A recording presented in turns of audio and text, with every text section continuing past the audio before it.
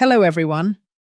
In today's story, we'll hear about a woman who, right after stamping her signature on the divorce papers, immediately cancelled all 15 authorized user cards associated with her ex-husband's account.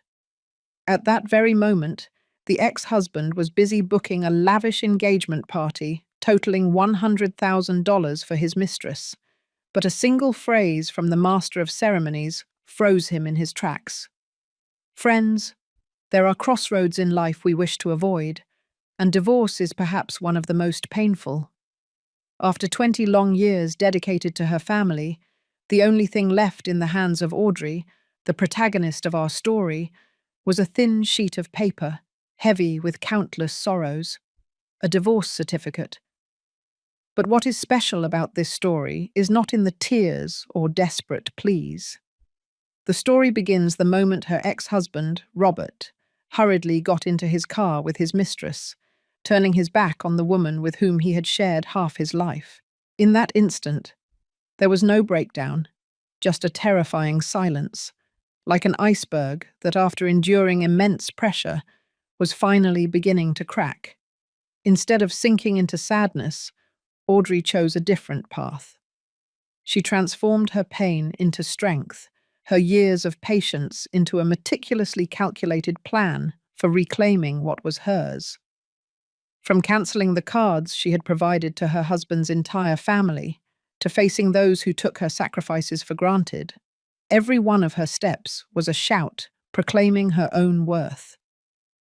The story we are about to hear is not simply one of property recovery, but the journey of a woman who, having decided to live for herself, is rediscovering her true self.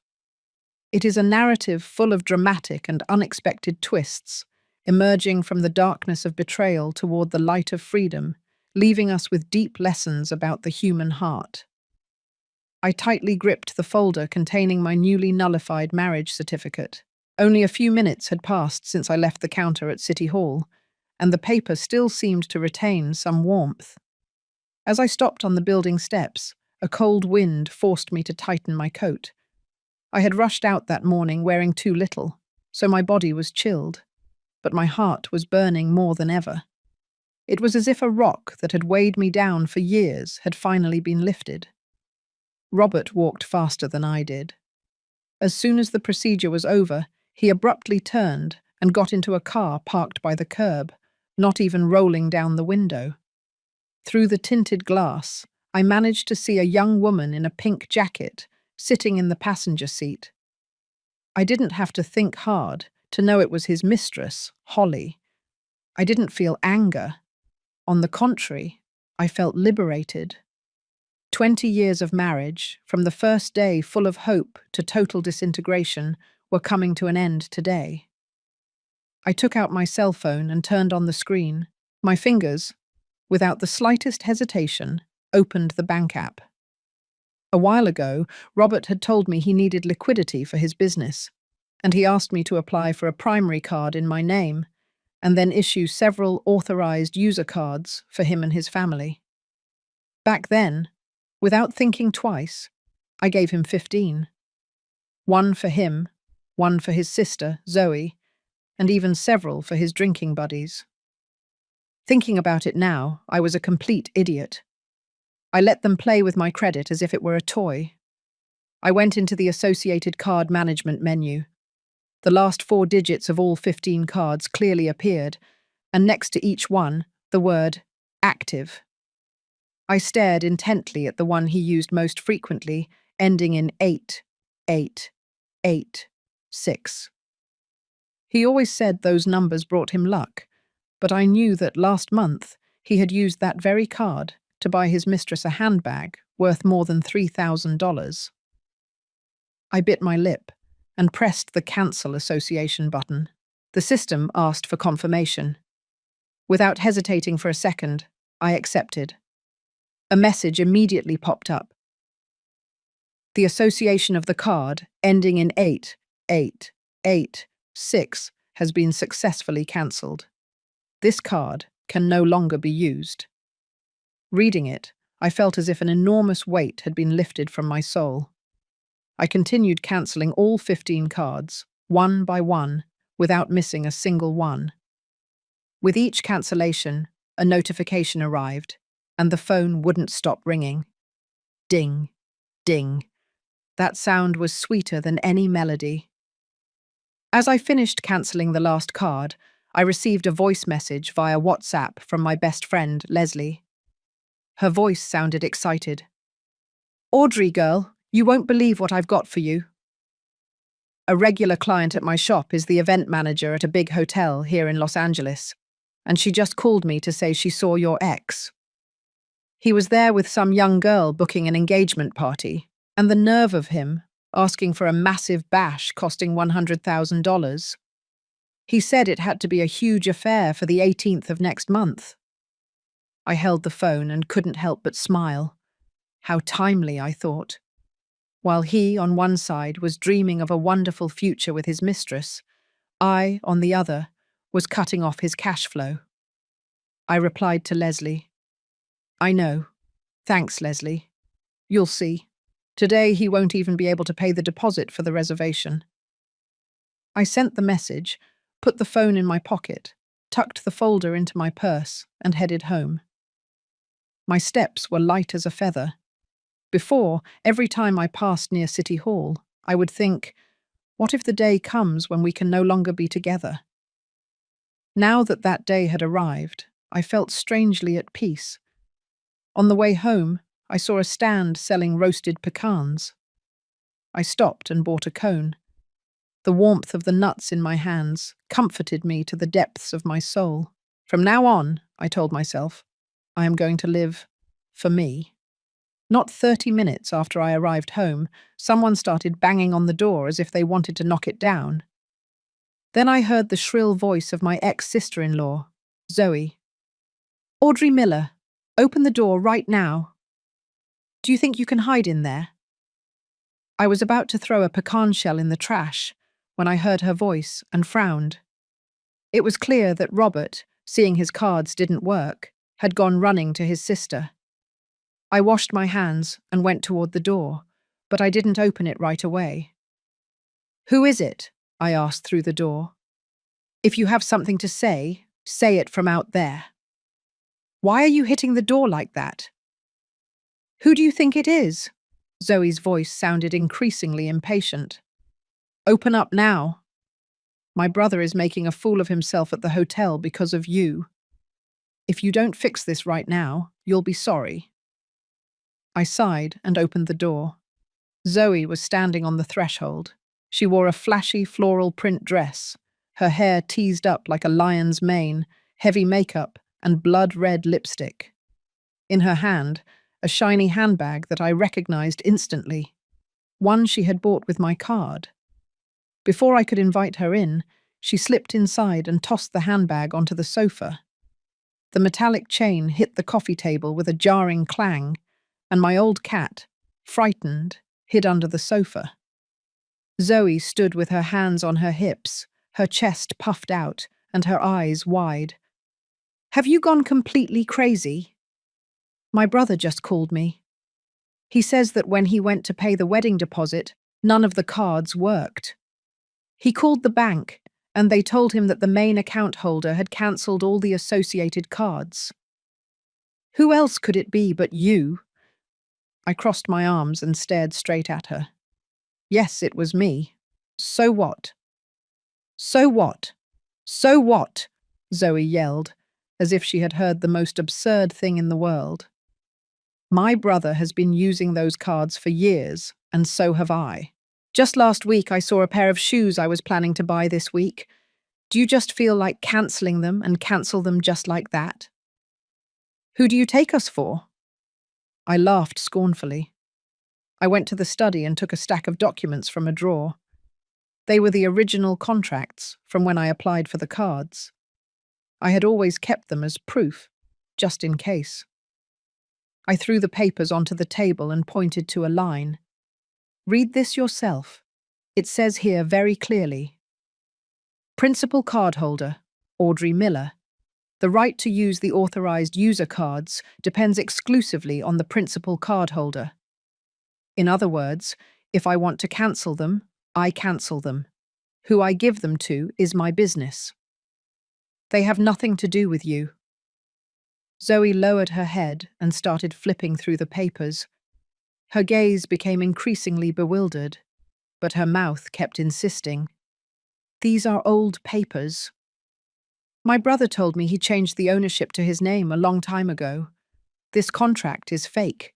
I took out my cell phone, opened the bank app, and shoved the screen in her face. Look closely. I am the cardholder. When did he say he changed the ownership? Have him bring you a bank statement that proves it. If he can do that, I will not only reactivate the cards, but I will also apologize to you. If not, stop making a scene here. Zoe was speechless. Her face went from red to white. A moment later, she softened her tone a little, although her rage was still noticeable. Fine. Let's assume the cards are yours, but my brother lived with you for 20 years. How can you be so cruel? He's about to start a new life, and you leave him unable to pay even the deposit for his wedding. Aren't you thinking about the embarrassment he'll face? Remembering my 20 years of humiliation, anger surged inside me. And did he think about the embarrassment when he went with his mistress to book a luxury wedding? Did he think about how cruel he was to me when he diverted our money to spend it lavishly on her? I lived by his side for 20 years, saving every last penny. I barely bought myself a $20 dress, while he didn't bat an eye buying handbags for his mistress. Now that he's run out of money, he remembers me. Too late. Zoe stepped back at my words. With reddened eyes, she suddenly reached out to grab a glass from the table, as if to smash it. I quickly stopped her and pointed to the door. Don't even think about it. I'll call the police right now. Let them come and decide who is at fault, whether it's me for cancelling my own cards, or you for coming to my house to cause a disturbance, and then all the neighbours in this community will come out to see the spectacle of your family harassing people. Zoe's hand remained suspended in the air. She looked at me, then looked toward the door, and finally stomped her foot, grabbed her handbag from the sofa, and said through clenched teeth, "You'll see. I'll tell Mum. When she finds out, she won't leave you alone." Having said that, she turned and left. The slam of the door made the walls, and even the pictures on the wall, tremble. Looking at the dented doorknob, I gripped the glass in my hand. The water was cold, but my heart was firmer than ever. If Zoe had left, it was certain that my mother-in-law would come next. The difficulties ahead would not be few, but I was no longer afraid. From the moment I cancelled those 15 credit cards, I decided I would no longer endure humiliations. I went to the sofa, picked up the contracts that Zoe had scattered, and put them back in the drawer. I poured a little more food for my old cat. He came out from under the sofa and rubbed against my legs. I bent down to stroke his head and thought, no matter how difficult the coming days are, I have to make it through.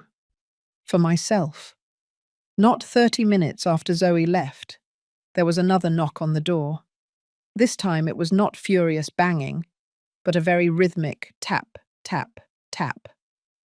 Each knock seemed designed to weigh on my heart. I had just sat down with the cat on my lap. Hearing the sound, I knew immediately it was my mother-in-law. I put the cat on the sofa, got up, and went to the door. Before opening, I heard her voice from outside. "Audrey, dear, open the door. It's me." Zoe told me she came here earlier and caused a scene. "I've come so we can talk things over calmly." She spoke gently, but her usual authoritarian tone hadn't changed. I undid the latch. As soon as the door slightly opened, my mother-in-law pushed it and walked in.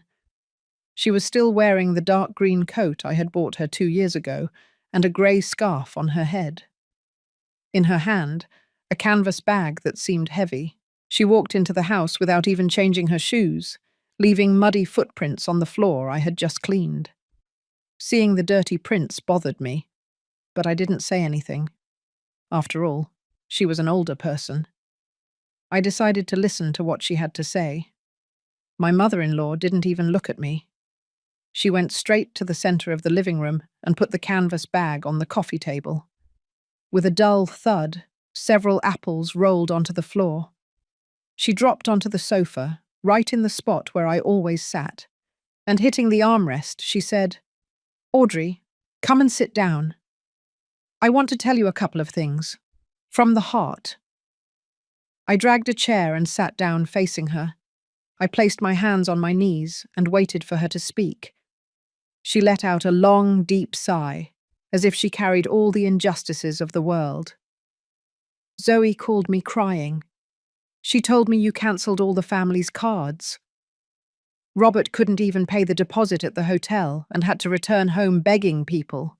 Tell me, dear, how could you do something so inconsiderate?" I didn't answer, waiting for her to continue. Seeing my silence, she went on.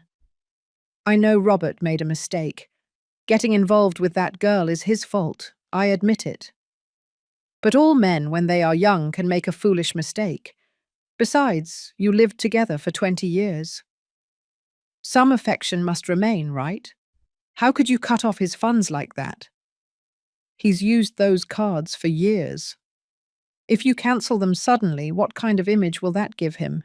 He's a businessman." Hearing this, I couldn't help but frown. Mother-in-law, he didn't make a foolish mistake. He committed adultery. And those cards are in my name. I cancel them when I want to. It has nothing to do with the image he wants to project. If he wanted to keep up appearances, he shouldn't have used my card to buy handbags for his mistress or book luxury weddings.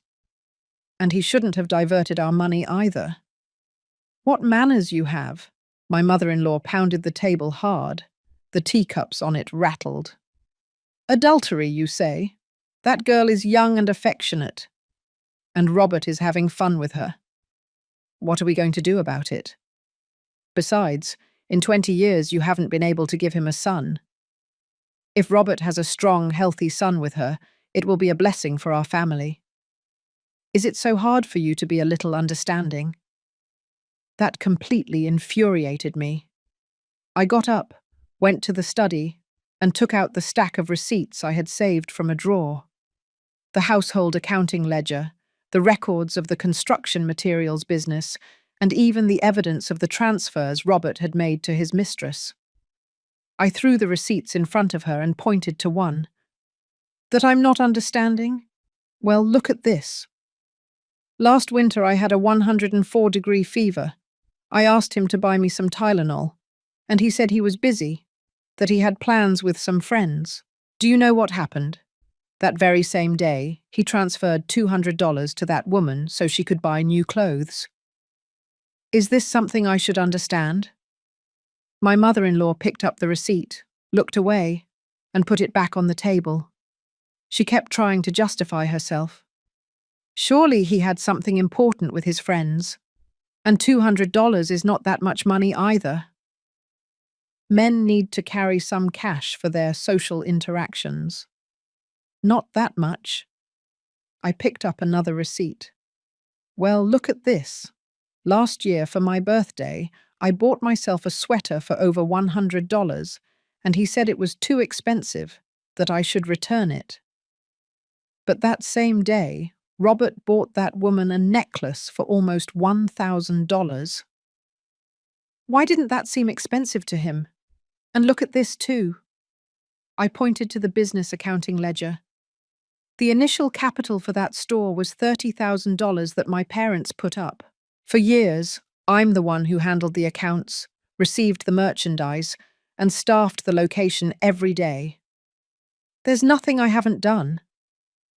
And what has Robert done? He's been diverting the money from the store, little by little, into his personal account. Do you know how much he's diverted?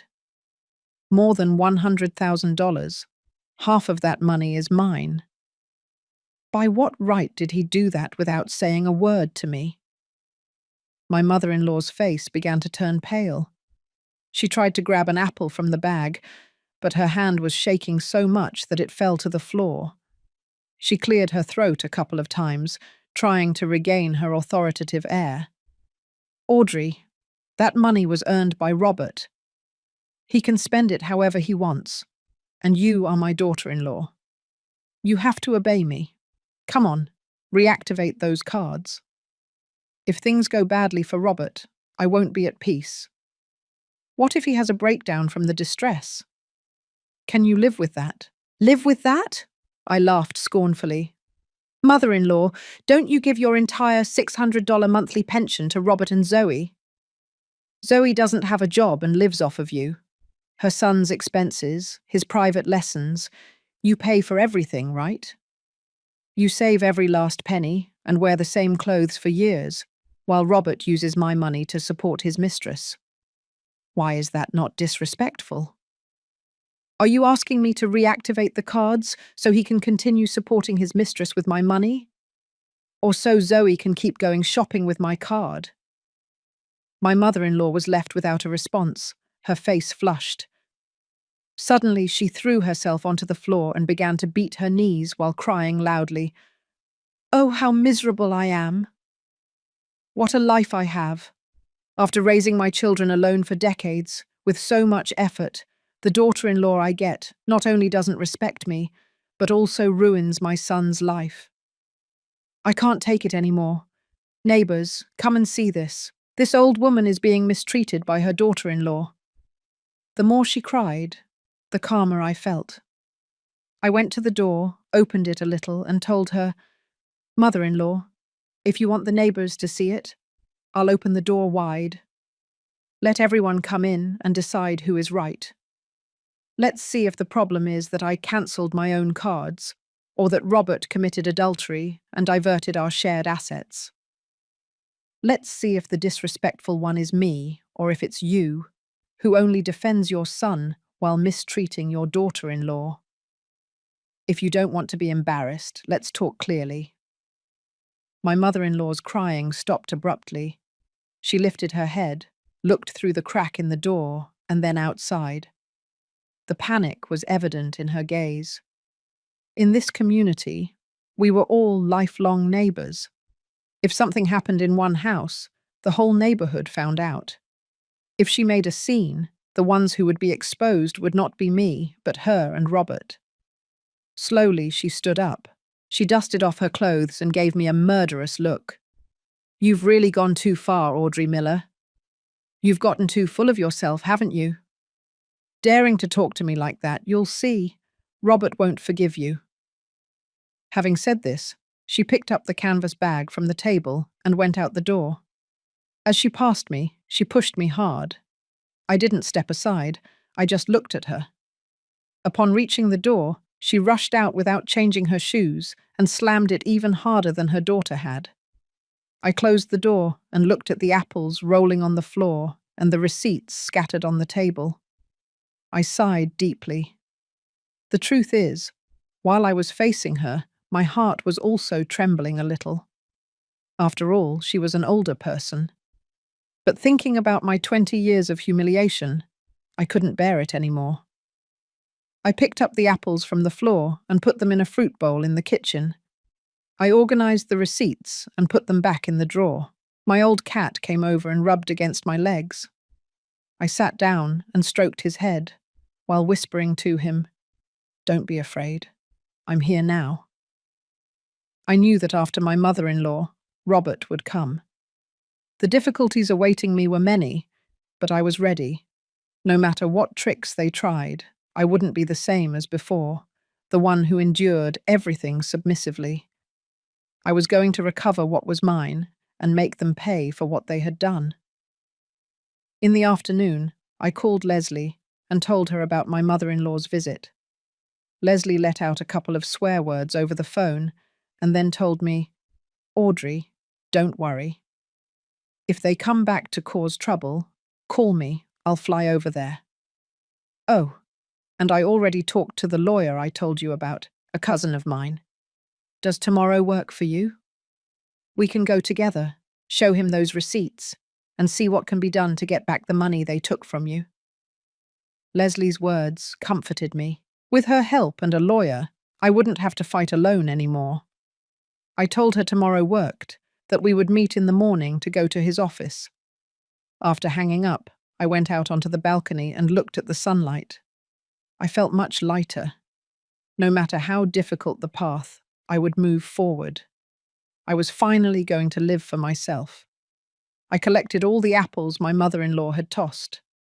Some were bruised, but others, after being washed, were edible. I put them on a plate in the kitchen to dry. While I was cleaning the table, my old cat walked around my feet, occasionally rubbing his head against my pants. He seemed to know something had happened and was calmer than usual. Just then, my cell phone rang. The screen on the living room table lit up. It was Robert's number. My fingers paused for an instant. I knew the moment had arrived. Neither his mother nor his sister had achieved anything, so it was obvious it was his turn now. I put down the cloth, walked over, and picked up the phone, but I didn't answer immediately. First, I pressed the record button. Since Zoe's scene, I had decided I should record everything they said as evidence, so they couldn't deny it later. Once ready, I slid my finger to accept the call and put the phone to my ear.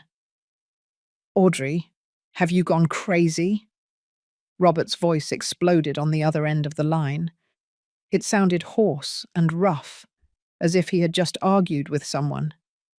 In the background, I heard car horns. It seemed he was on the street. "Tell me one thing. Were you the one who cancelled all 15 cards?"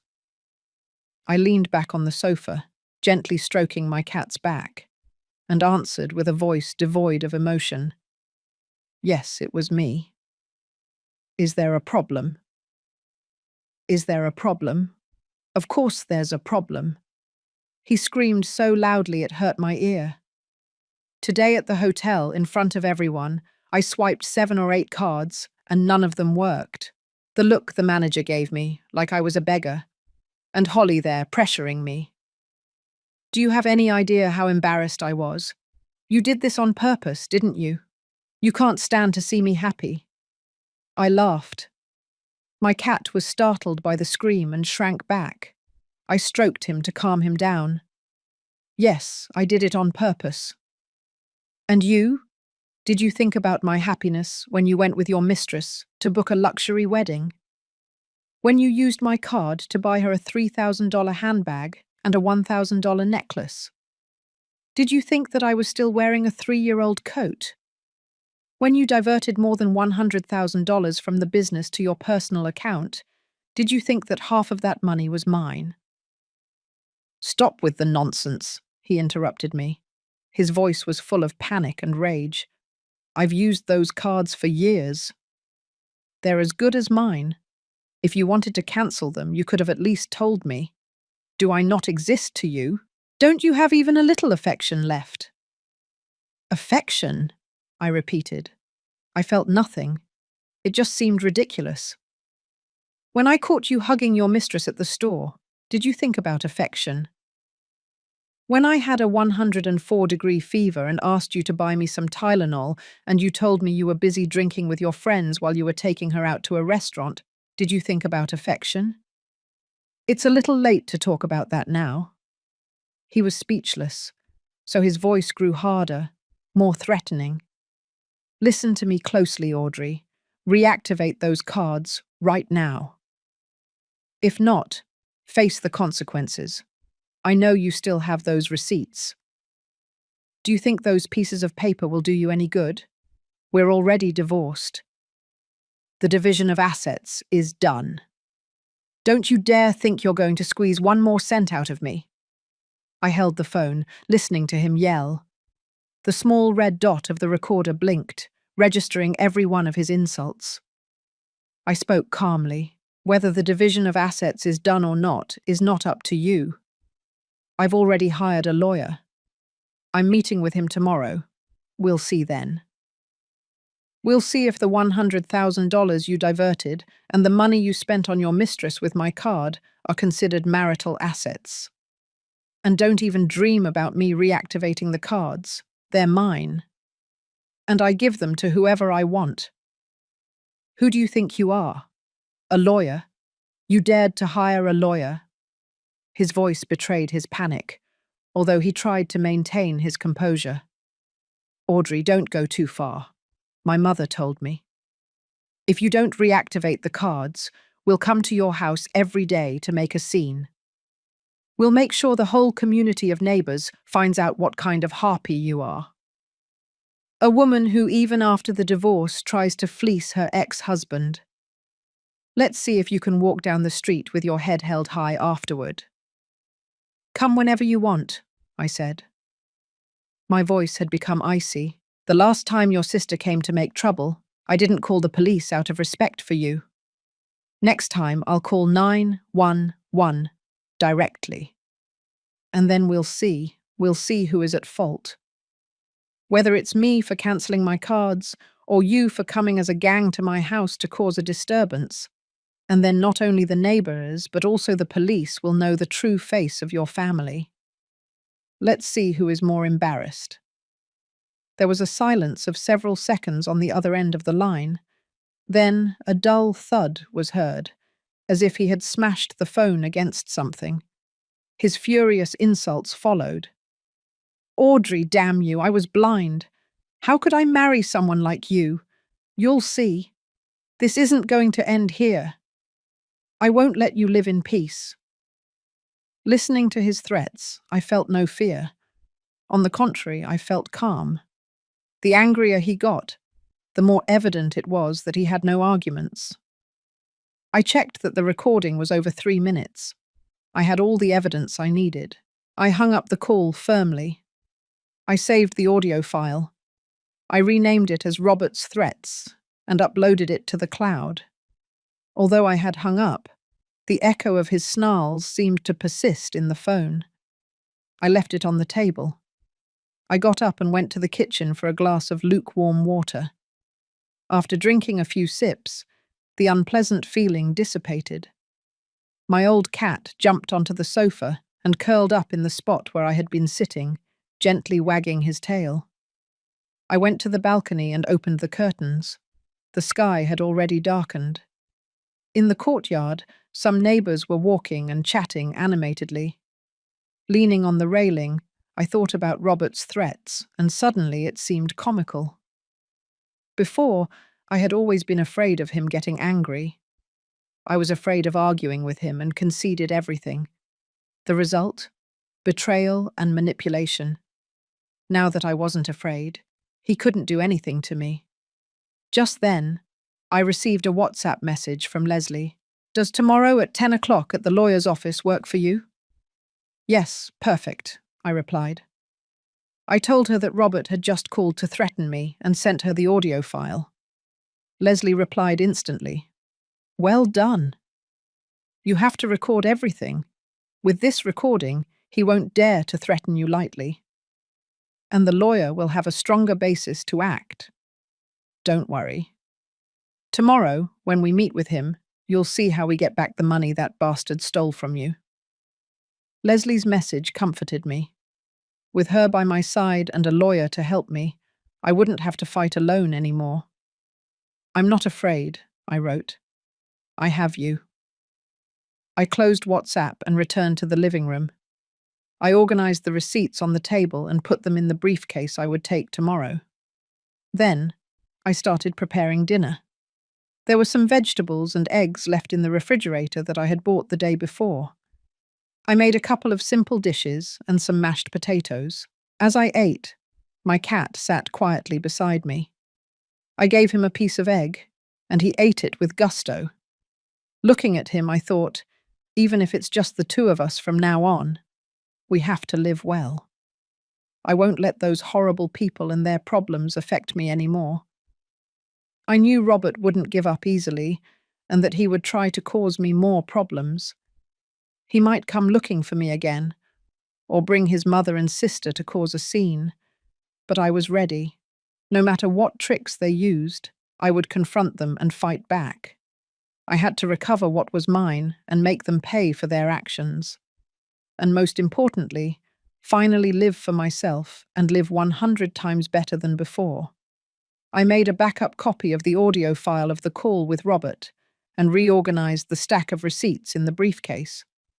The documents I was going to present to the lawyer tomorrow had to be perfectly ordered. I couldn't afford any mistakes. Inside the briefcase was also the lawyer's business card that Leslie had given me. I looked at the clock. It was just past 7 o'clock in the evening. It was already dark outside, and the comforting aroma of warm mashed potatoes drifted from the kitchen. My old cat, sitting next to the table, stared intently at my chopsticks, waiting for another piece of egg. Just as I was sitting down to dinner, my cell phone made a sound. It was a friend request notification on WhatsApp. I picked up the phone and saw a new message in the requests list. The username was Holly. The profile picture, a selfie with heavy makeup and a shiny necklace. There was no doubt it was his mistress. The request message was arrogant and provocative. "I'm Robert's fiancé.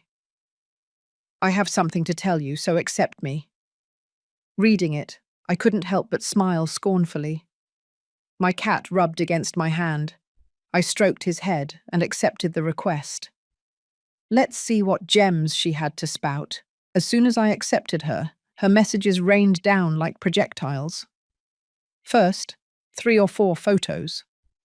The first was a view of a hotel's banquet hall.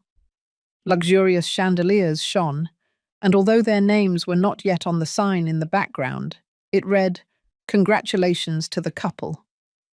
The second photo was a selfie of her in a white wedding dress. The train of the dress was very long, and in her hand, a diamond ring, while she flashed the peace sign at the camera. The third was a photo with Robert. He was hugging her waist, and both posed in front of the wedding menu. Just reading the names of the dishes, it was clear they were very expensive. Then came a torrent of text messages, every line dripping with arrogance. "This is where Robert and I are going to celebrate our engagement. Robert said he's spending $100,000 to make my wedding an over-the-top affair. Look at this. My wedding dress is custom-made. It costs over $20,000, and this ring, $15,000. Robert says it looks beautiful on me. I'm sure in the 20 years you were with Robert, you never set foot in such a luxurious place, right?" I took a spoonful of mashed potatoes and slowly typed my reply. My tone was extremely calm. What a beautiful location. The dress and the ring also look very expensive, but I have a doubt. Are you paying for that money, or is Robert paying for it? If he's paying, if I were you, I'd be careful. Yesterday he called me desperate because he couldn't even pay the deposit for the reservation. He swiped 7 or 8 cards, and none of them worked. Are you sure you have $100,000? Not 10 seconds passed before she replied. Every word showed urgency. Don't talk nonsense. Robert has a lot of money. His business is going great. It's impossible that he's broke. What's happening is that you're jealous, and you can't stand to see us happy. Me jealous of you, I thought. It seemed more ridiculous every time. I lived with Robert for 20 years. I know what kind of person he is, much better than you. His business is just okay. Last year, he even diverted more than $100,000 to his personal account. Who do you think that money was for? And the money he bought the dress and the ring with was surely paid for with my primary card. Oh, by the way, I cancelled that card. He won't be able to use it anymore. This time, her reply took longer to arrive. A minute passed before she wrote a sentence. Liar. Robert told me those cards were his. That you cancelled them because you're hysterical. He also told me the division of assets was already done. So don't you dare think about taking any more money from him. Division of assets done, I thought. I put down the phone and sent her a screenshot of the transfer history I had saved. Look at this. On the 15th of May last year, He transferred $3,000 to your account. Memo. For your expenses. On the 28th of June, $2,000. Memo. For the handbag. All that money was our marital property. He sent it to you without consulting me. Do you call that a finished division of assets? And if he really had so much money, why was he paying for things for you with cards that didn't even work? This time it took 2 minutes for her to respond. Her tone was no longer so defiant. It sounded more like a tantrum. Robert gave me that because he wanted to. We truly love each other, and you're just an outsider. You're already divorced. Why are you clinging to the past? Do you want to get back together with him? I'm warning you, not in your dreams. Get back together with him? I almost laughed out loud. You have quite the ego. I just wanted you to know. Don't get too carried away celebrating a wedding and buying luxuries with other people's money. If you're not careful, you'll end up without money, without a wedding, and in the end, without anything. And if you really loved him, you wouldn't have asked him to beg me for the credit cards or let him divert our shared assets. If you really want to build a life together, you don't act with so much calculation. I must have hit a nerve. She started insulting me with all kinds of names. Bitter old woman. Harpy. I didn't play her game. I simply took screenshots of the entire conversation. I saved them in my evidence folder and sent a copy to Leslie. Right after taking the last screenshot, a notification appeared. This contact has removed you from their list. Seeing the notification, I put the phone on the table, picked up my silverware, and took another spoonful of mashed potatoes. It was still warm and comforted me inside. Finally, I gave my cat a little piece of egg, which he ate with gusto. Shortly after, I received a WhatsApp message from Leslie. She sent an emoji with smoke coming out of its ears, along with a message. What a brazen woman. She dares to provoke you. She doesn't know who she's messing with. She really believes Robert is rich. You'll see, in no time she'll be crying in the corners. Probably, I replied. Talking to her is a waste of time, but I saved the whole conversation. We'll show it to the lawyer tomorrow. Maybe it will serve as evidence. Of course it will. Save everything, Leslie added. Tomorrow I'll go to the office a little earlier to wait for you. We'll talk properly with the lawyer to solve the issue of the money Robert stole from you. We have to recover every last cent. After talking to Leslie, I washed the dishes and reviewed the briefcase again. Receipts, screenshots of the transfers, the audio file from Robert, the screenshots of the conversation with his mistress. Nothing was missing. Then I sat on the sofa, turned on the television, and watched a bit of a classic movie. I used to watch it often with my mother-in-law, but since the problems with Robert started, I stopped watching it. Now, watching it alone, it seemed quite entertaining. Looking at the television, I felt strangely at peace. Before, I always lived in fear of displeasing my husband or annoying my mother-in-law, and I endured everything. The result was suffering and also being betrayed. Now it was different. Whether it was a threat from Robert or a provocation from his mistress, I could confront them and even fight back. I knew the road ahead still had thorns. For example, Robert might try to pressure me in other ways, or my mother-in-law and ex-sister-in-law might come back to cause a scene. But I was no longer afraid. I had evidence in my hands, a friend, and a lawyer by my side. And above all, I finally had the courage to fight for myself. As the saying goes, it's better to lose the money than the dignity. I was not only going to recover my dignity, but also everything that belonged to me, and live well the years I had left. And as for those horrible people and their problems, let them torment each other.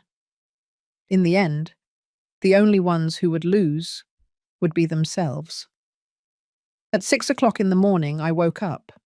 I couldn't go back to sleep, so I got up and reviewed the briefcase again. Last night, after the conversation with the mistress, I printed the screenshots and organized them along with the receipts and the audio file. I was worried about forgetting something important. My old cat walked around the living room, occasionally rubbing his head against my hand, as if giving me encouragement. At 7, I finished getting ready and left the house. I had arranged to meet Leslie on the corner of the street. She was already there, in her usual red jacket, holding 2 warm croissants. As soon as she saw me, she gave me one. "Here, eat. I just bought them at the bakery next door. You'll have a lot to talk about with the lawyer later. You won't have the strength on an empty stomach." I took a bite of the croissant. The intense and sweet flavor of the chocolate comforted my soul. "You're the best. With all the paperwork, I forgot to eat breakfast." "Always so forgetful," Leslie said as we walked. "To deal with those lowlifes, the first thing is to take care of yourself. The lawyer I found for you is completely trustworthy. He specializes in post-divorce asset disputes. Last year he handled my neighbor's case and managed to get her back all the money that had been taken from her." While we were talking, we arrived at the lawyer's office. It wasn't very big, but it was impeccable. On the wall hung several thank you plaques with phrases like "Defender of Justice" and "Service and Honesty." The lawyer was already waiting for us in his office. He looked about 40 years old. He wore glasses and conveyed a great sense of calm. Seeing us enter, he quickly stood up and invited us to sit down. "Please, come in. Sit down. Would you like a glass of water? Take your time." I handed him the briefcase. I was a little nervous and clasped my hands. "Mr. Attorney, please take a look at this. It's all the documentation I've gathered. The receipts for household expenses, the business accounting ledgers, and the evidence of the transfers he made to his mistress." The lawyer took the briefcase, took out the documents, and examined them one by one, carefully. Occasionally, he underlined something with a pen. In the office, the only sound was the rustling of the pages. Leslie and I waited in silence for him to speak. After about 30 minutes, he put down the papers, adjusted his glasses, and looked at me. "You have prepared the documentation very thoroughly, especially the business accounting ledgers. Every income and expense is recorded, which makes them key evidence. You mentioned that he diverted $100,000.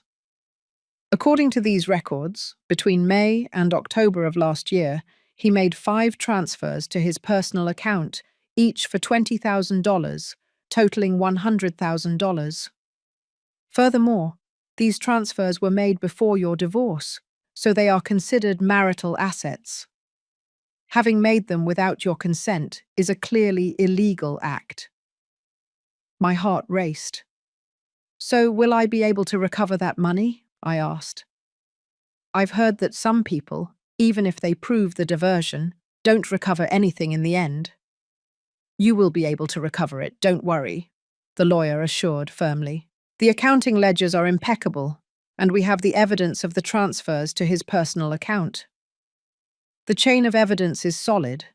In addition to those $100,000, I see several smaller transfers at the beginning of last year, between $1,000 and $2,000 each, totaling more than $10,000. We must also include those in the calculation. Of course, the items he bought for his mistress with the authorized user card. Do you have the card statements? If we can prove that those expenses were for her, they are also considered marital assets, and you can demand the return of a portion." Hearing this, I felt a weight finally lift off my shoulders. The tension I felt dissipated. Leslie, next to me, also sighed in relief and patted my hand. "See? I told you he was trustworthy. Now you can relax." The lawyer continued. "The next step is to obtain all the information about his personal account, the account number, the bank, and also the details of the account to which he transferred money to his mistress. I can request a court order for the bank to provide us with that information directly. Also, think about whether you have other assets in common. For example, the house, the car, or if he has other deposits or investments. We must clarify everything and leave nothing out. After thinking for a moment, I replied, "We bought the house after we got married, and it is in both our names. He bought the car 2 years ago, but it's in his name. As for other savings, when I asked him, he told me that all the money was used for the business, that he didn't have anything saved. Now I see that he surely has it hidden. The house and the car are marital assets, so in the divorce, they must be divided 50%. It won't be easy for them to keep everything," the lawyer said. "As for other savings, I can trace the flow of funds through his account movements. With the statements, it is possible to follow the trail. Don't worry about his tricks. The law is on our side, and he won't be able to get away with it." I took out my cell phone and showed the lawyer the screenshot of Robert's personal account that I had saved. "This is his personal account. I saw it by chance on his phone and wrote it down. I found his mistress's account number in his conversations. Will that help?" The lawyer took the phone, looked at it, and nodded. "With this information, the process will be much simpler. Today, I will file the request with the court to obtain the investigation order as soon as possible. As soon as we have the results, we can file the lawsuit and demand the return of the diverted assets." When we finished the consultation with the lawyer, it was almost noon. We thanked him and left the office. On the street, the sun shone warmly, and my heart felt much lighter. Before, I had always felt alone and defenseless against my ex-husband's schemes. Now I realized that if I didn't give up, with the help of my friends and the protection of the law, there was nothing I couldn't overcome. Leslie took me to a small nearby restaurant and ordered 2 of my favorite dishes. As we ate, she told me, "Audrey, when all this is resolved, don't stay locked up at home. I've found you a job. A friend of mine has an organic product store in the neighborhood and is looking for a manager. The salary is good, and since you already managed your ex's business, I'm sure you'll do great." My heart skipped a beat. I had already thought that after the divorce, I should find a job to be independent and not have to depend on anyone. Leslie's proposal fit perfectly with my plans. That would be great, but I'm a little afraid of not doing it well. "How could you not know how?" Leslie laughed. "You're meticulous, and you're good with numbers. Managing an organic product store won't be a problem. When the asset issue is resolved, I'll take you to meet my friend and see the place." After eating, I said goodbye to Leslie and walked home slowly. The neighbors I ran into on the street greeted me, and I responded with a smile. Before, I was terrified of them asking about my problems with Robert. I felt ashamed. Not anymore. I hadn't done anything wrong. The ones who had acted wrongly were him and those who had deceived me. I didn't have to feel ashamed. When I arrived home, my old cat, hearing the door, ran to rub against my legs. I left the list of documents the lawyer had given me on the table. On it, all the papers I needed to prepare were detailed. Seeing it, I felt full of confidence. No matter how many difficulties were ahead, I had the courage to face them. I knew I wasn't alone. I had friends, the law, and my own determination. I sent a thank you message to the lawyer. Then I started cleaning the house. I put Robert's old things in a box, waiting for him to come and pick them up. From now on, this house was only mine. I wouldn't allow anything related to him to occupy an inch of my space. I wanted to start a new life, finally live for myself, and live in a much brighter way than before. I was crouched on the floor, sorting Robert's old things. I folded several of his worn shirts and put them in a cardboard box.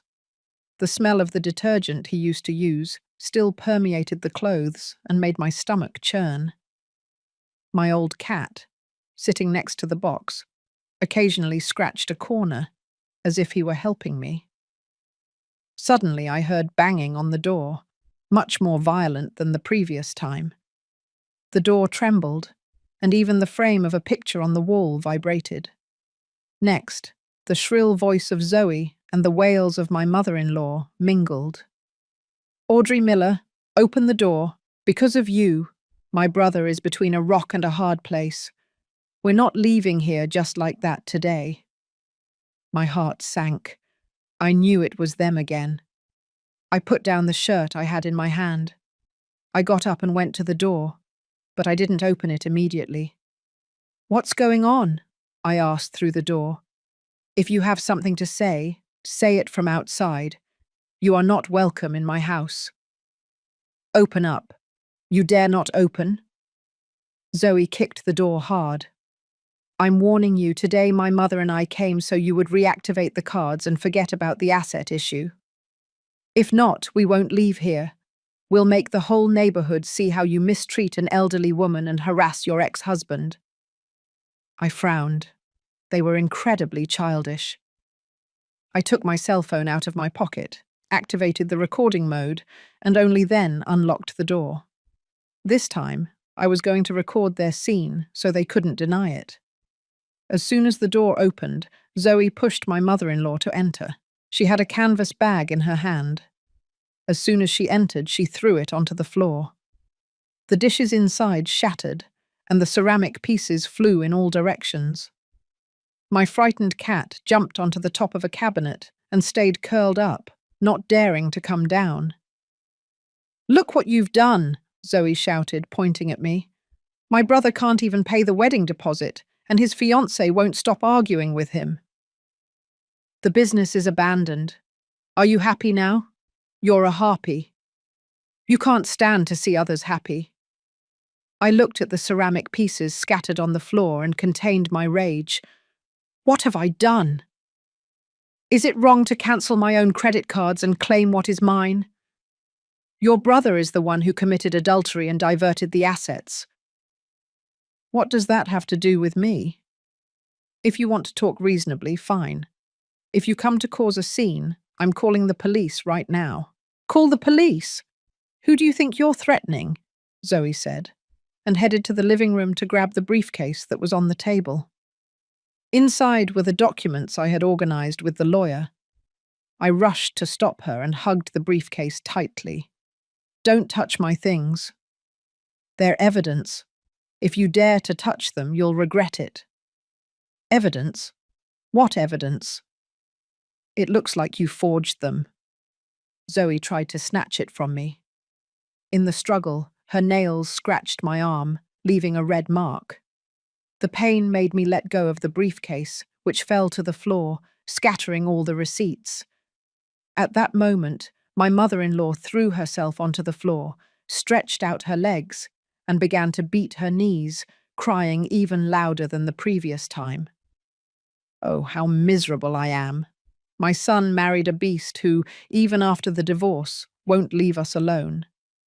She breaks our things and wants to steal our assets. Neighbors, come and see this. This old woman is going to be beaten to death. Hearing the screams, the next-door neighbor slightly opened the door and peeked out. Seeing the ceramic pieces and papers on the floor, she frowned and closed the door again. Seeing that someone was looking, Zoe cried even louder, deliberately rolling on the floor. "Come and see this. Audrey Miller is mistreating people. Even after the divorce, she's obsessed with money and hits people." Seeing the spectacle of mother and daughter, I no longer felt intimidated. It seemed ridiculous. In front of them, I took out my cell phone, dialed 911, and said in a clear voice, "Hello, police. There are people in my house causing a disturbance and breaking my things. Can you come, please?" Hearing me call the police, Zoe's crying stopped abruptly. She jumped up and pointed at me, shouting, "Did you really call the police? Audrey, you're crazy. After all, we were family. Do you have to go to these extremes? Family? I laughed. When your brother committed adultery, did you consider me family? When you came to my house to break my things and insult me, did you consider me family? Now you're afraid? Too late. My mother-in-law also got up and dusted herself off. Panic was evident in her gaze. Audrey, don't call the police. We can talk things over calmly. It's just that we were very worried and we acted without thinking. It's too late to talk calmly, I said, hanging up the phone and looking at them. The police are already on their way. Let's talk in front of them. Let's see if I mistreated you or you mistreated me. Shortly after, the siren of a police car was heard approaching. My mother-in-law's and Zoe's faces turned pale. Zoe quickly gathered the ceramic pieces from the floor and, in her nervousness, cut her hand. My mother-in-law beside her kept moving nervously, without a trace of her former arrogance. The police didn't take long to arrive. They were 2 officers. Upon entering and seeing the ceramic pieces and papers on the floor, the one in front frowned and asked me, "Are you the one who called? What happened?" I pointed to my mother-in-law and Zoe. "Officer, these are my ex-mother-in-law and my ex-sister-in-law. Today they came to my house to cause a disturbance. They broke a dish and tried to take my documents.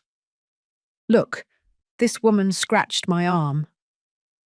The officer saw the scratch on my arm and the ceramic pieces and then turned to them. "Why are you causing this disturbance here?"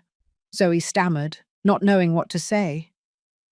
My mother-in-law stepped forward, trying to adopt an air of authority. "Officer, this is a family matter. It was a misunderstanding. You don't have to worry. We were already leaving. Even if it's a family matter, you cannot enter someone's house to cause a disturbance or damage property," the officer said severely. "According to the law, harassing others or deliberately damaging someone else's property is a crime. Since it's the first time and the damages are not severe, we won't detain you. But you must apologize to this lady and compensate her for the damages. If it happens again, we will act with more force." My mother-in-law's and Zoe's faces turned livid, but they didn't dare to reply. At the police's insistence, Zoe reluctantly apologized to me. My mother-in-law also added "it was our fault." Afterward, the police made them clean up all the ceramic pieces before letting them go. Mother and daughter left my house in silence, with their heads down, not even daring to close the door. Watching them leave, I sighed in relief and closed the door. Before leaving, the officer told me, "If anyone bothers you again, don't argue with them. Call us directly, we'll take care of it. You can also request a restraining order to prevent harassment." I thanked the officers and walked them to the door. Returning home and seeing the clean floor and the briefcase in my hands, I felt a strange peace. My cat came down from the cabinet and rubbed against my legs, as if to console me. I sent a message to Leslie telling her what had happened. She replied instantly with a thumbs-up emoji. "Well done. That's how you knock them down a peg. Let's see if they dare to come back. Are you okay? Does your hand hurt?" "I'm fine," I replied. "Just a scratch. It's nothing. The police gave them a warning. I don't think they'll come back."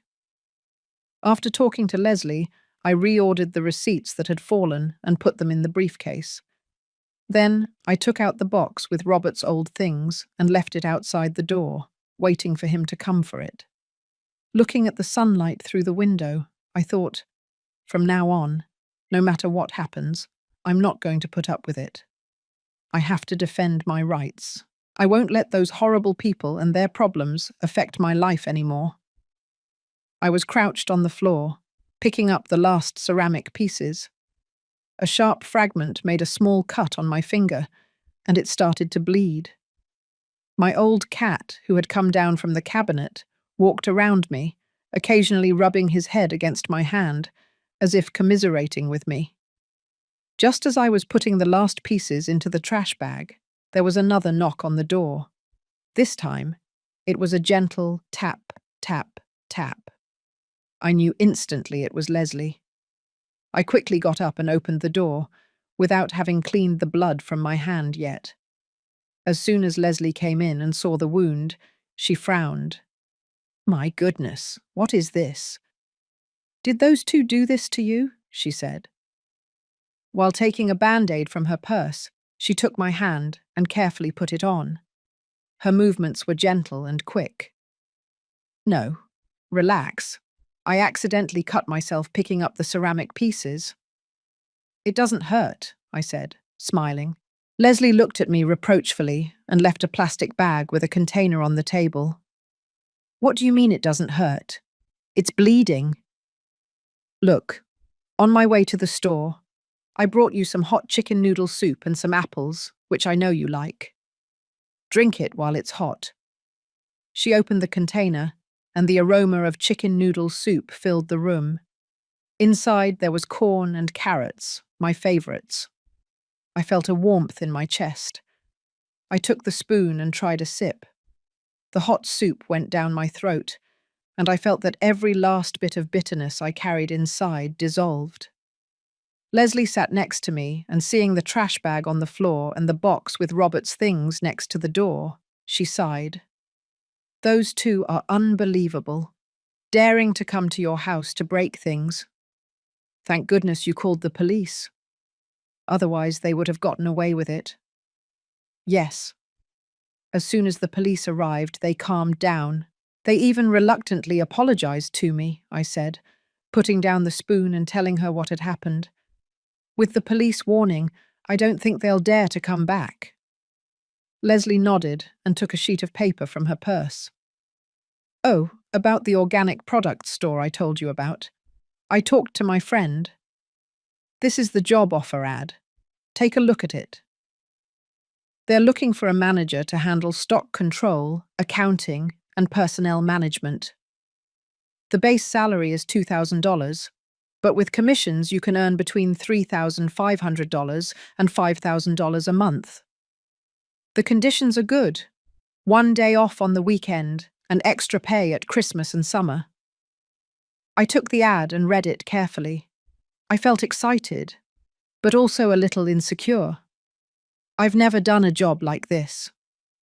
I manage the construction materials business, but an organic product store will be very different. I'm afraid of not doing it well. "What's going to be different?" Leslie said, patting my hand. "Controlling stock, handling accounts, managing the store. It's the same. When you ran your ex's business, you did everything: accounting, receiving merchandise, attending to customers.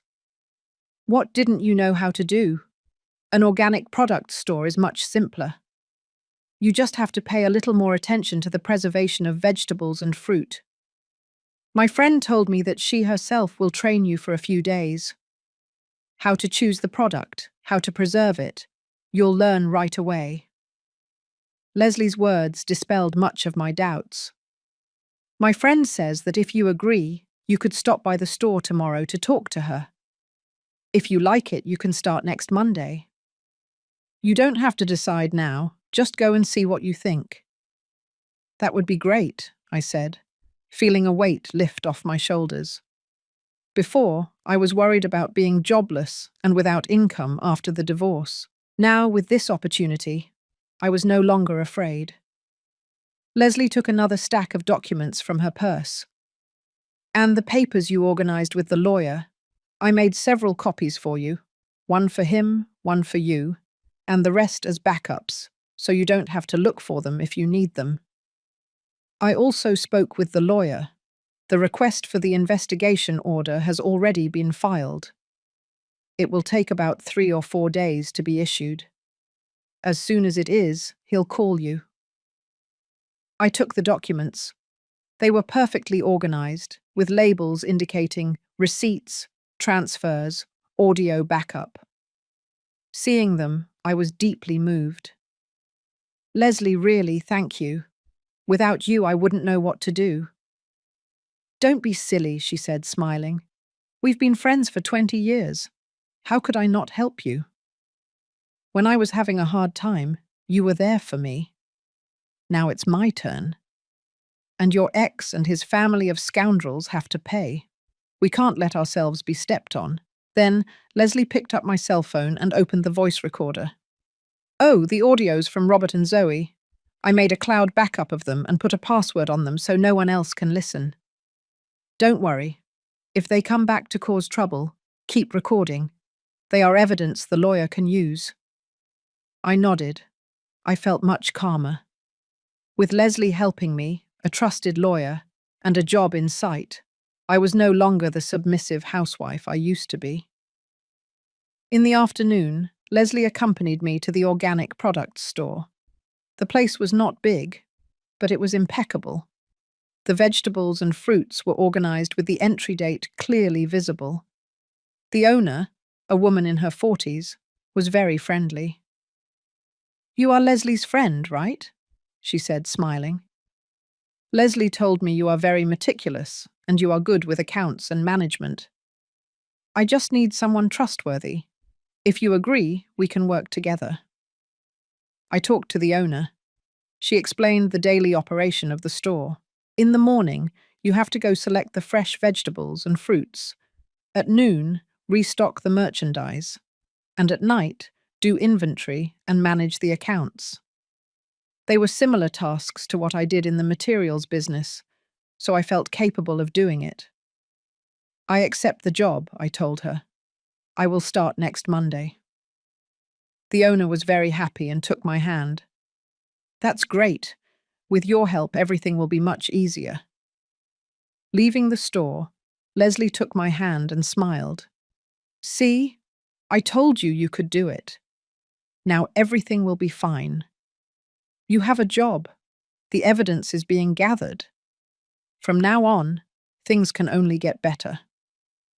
Looking at people walking down the street, under the warm sunlight, my heart filled with hope.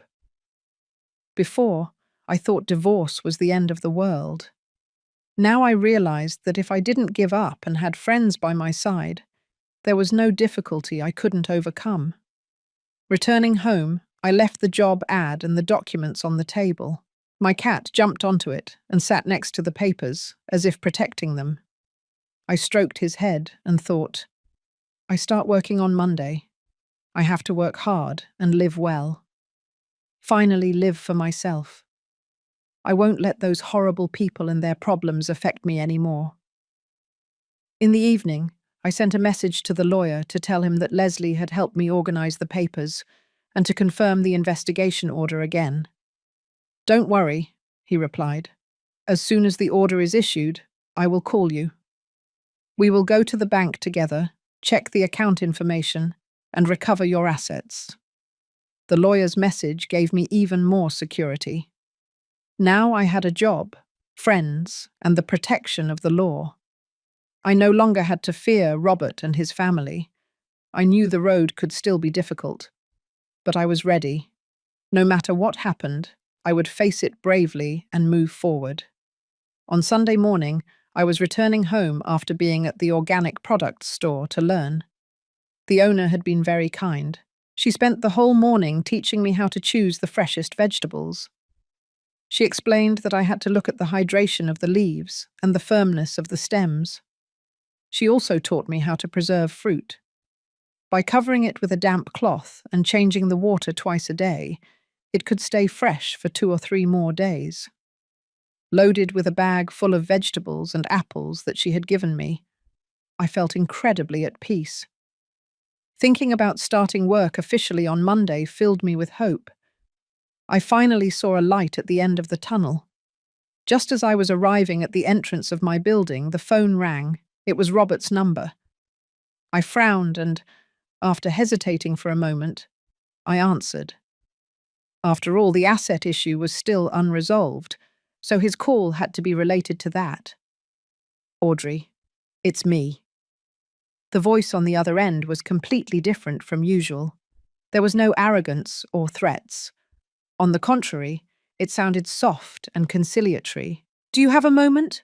I wanted to talk to you about the division of assets and the misunderstandings we've had. Let's see if we can talk things through properly, without always being on the defensive. My heart skipped a beat. Instinctively, I knew he wasn't up to any good. Him, who always insulted and threatened me, was now talking to me with such sweetness. There had to be something behind it. I didn't accept immediately. If you have something to say it over the phone. I don't have time to meet. It's difficult to talk properly over the phone. Let's meet in person, he insisted. I know I've done things wrong. I shouldn't have argued with you or let my mother and sister go to your house to cause a scene. I found a quiet coffee shop near where you live. Only half an hour we talk, and I leave. I won't bother you anymore. I thought about it for a moment. Over the phone, he would surely try to manipulate the conversation. Maybe it wasn't a bad idea to meet. We could clear things up and see what he was planning, but I wasn't naive enough to go alone. All right, we can meet. But I won't go alone. I'll go with someone. If that's okay, we'll meet at 2 o'clock in the afternoon at the coffee shop on the corner. Otherwise, forget it. He hesitated for a few seconds. Fearing that I would refuse, he rushed to say, "It's fine. Come with whoever you want. The important thing is that we talk." I hung up and immediately called the lawyer to tell him that Robert wanted to meet. "He's surely trying to convince you to give up your share of the assets," the lawyer said instantly. "For example, to give up the $100,000 or to hand over the house to him. Don't go alone. I'll go with you. Let's also bring the evidence we organized. If he tries any tricks, we'll expose him right then and there." At 12 minutes before 2 o'clock, I met the lawyer at the entrance of the coffee shop. He was carrying a briefcase with all the evidence. "Don't be nervous," he told me, patting my shoulder. "With me here, he won't dare to do anything. When we arrive, let him talk. Don't interrupt him. When he brings up the asset issue, I will present the evidence. Let's take it step by step." Upon entering the coffee shop, I saw Robert sitting by the window. He was wearing a black jacket and his hair was neatly combed. In front of him, a cup of latte, the kind I used to drink. He, who before wouldn't even buy it for me because he said it was expensive, was now pretending to be generous. We sat across from him. Seeing the lawyer, Robert's face tensed for a moment, but he quickly forced a smile. "This is my lawyer," I said, without beating around the bush. "To facilitate the recording of the conversation, we will discuss the asset issue with him present." Robert's smile froze. To hide his nervousness, he took a sip of coffee. "That's fine with me. With a lawyer present, things will be clearer. Audrey, after all, we were married for 20 years. Even though we're divorced, we don't have to be enemies. What my mother and sister did was their fault. I've already scolded them. They won't bother you again." I didn't say anything, waiting for him to get to the point. And indeed, after a pause, he continued. "Regarding the asset issue, I know you're still angry. You probably think I stole $100,000 from you. The truth is, it wasn't on purpose. At that moment, the business urgently needed liquidity, and I temporarily transferred it to my personal account. I intended to return it as soon as things calmed down, but I forgot. Now the business isn't doing well. Holly keeps arguing with me. I'm having a hard time too. Couldn't we just pretend nothing happened? Like I borrowed it from you, and I'll give it back when I have the money." "Borrowed?" I laughed. "Those $100,000 were marital assets. You diverted them without saying a word to me. And now you say it was a loan? And when you used that money to buy handbags and necklaces for your mistress, did you also think it was a loan?" Robert's face flushed slightly. "That was a misunderstanding. What I bought for her was with my personal money, Not with those $100,000. Audrey, let's leave the past behind. I know you're not having a good time either. You don't have a job or income. Let's do this. Give me the house and I'll give you compensation of $150,000. With that money, you can find a good job and start over. Can't we separate peacefully? Hearing this, I let out a laugh. The house, which we bought after we got married, was valued at least $1 million, and he intended to take it from me for $150,000. Besides, he was saying I didn't have a job or income. He was incredibly calculating. Before I could respond, the lawyer spoke first. He took out the business accounting ledgers and placed them in front of Robert. Mr. Miller, you say you used the $100,000 as temporary working capital. However, according to these records, between May and October of last year, you made 5 transfers to your personal account, each for $20,000. And after each transfer, there is a significant expense. For example, on the 16th of May, you transferred $20,000, and on the 18th of May, you transferred $3,000 to Miss Holly. On the 10th of June, you transferred $20,000, and on the 12th of June, you bought a handbag for over $5,000.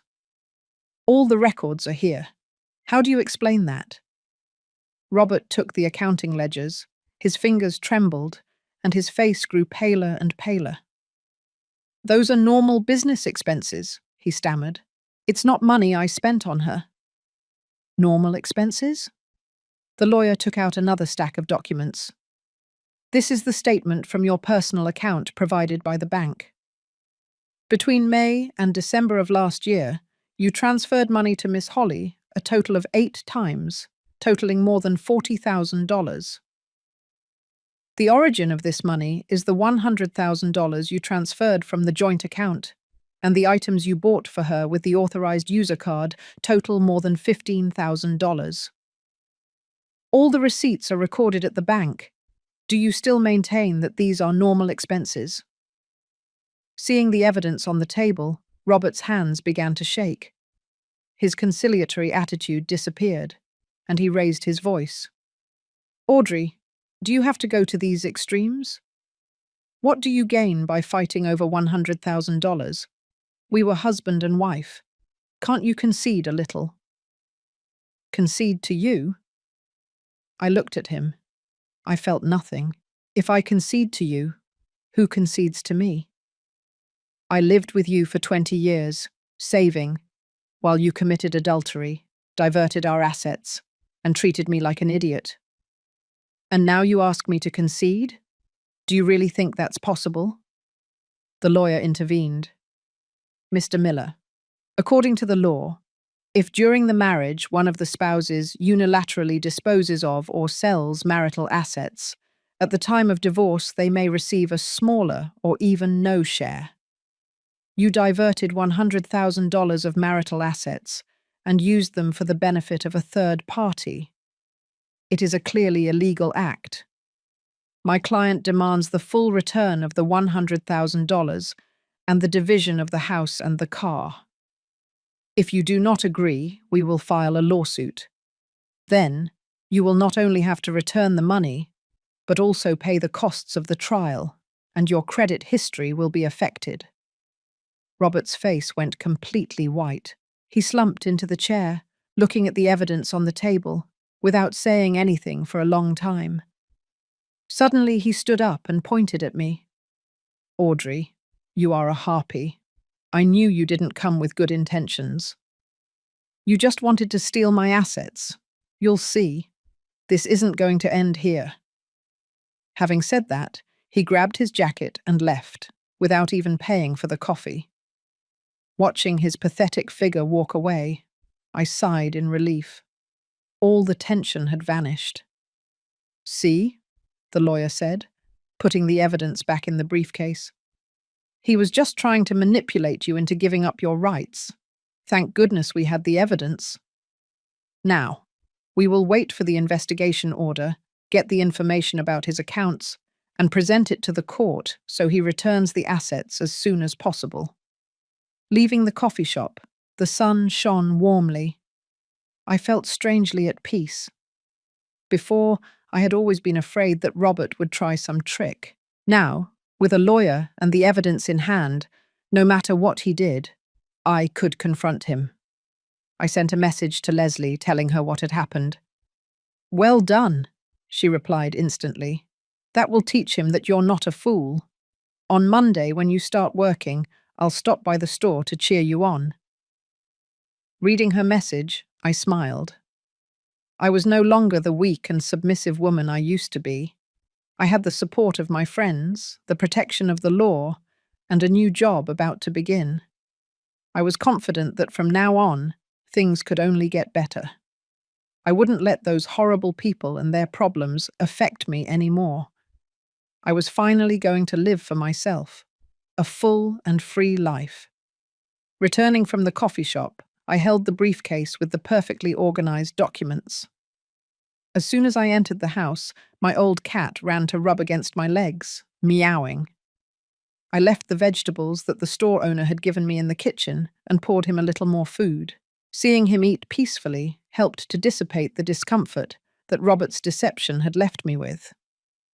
Just as I finished tidying up, I received a call from Leslie. "How was the meeting with your ex?" she asked as soon as I answered.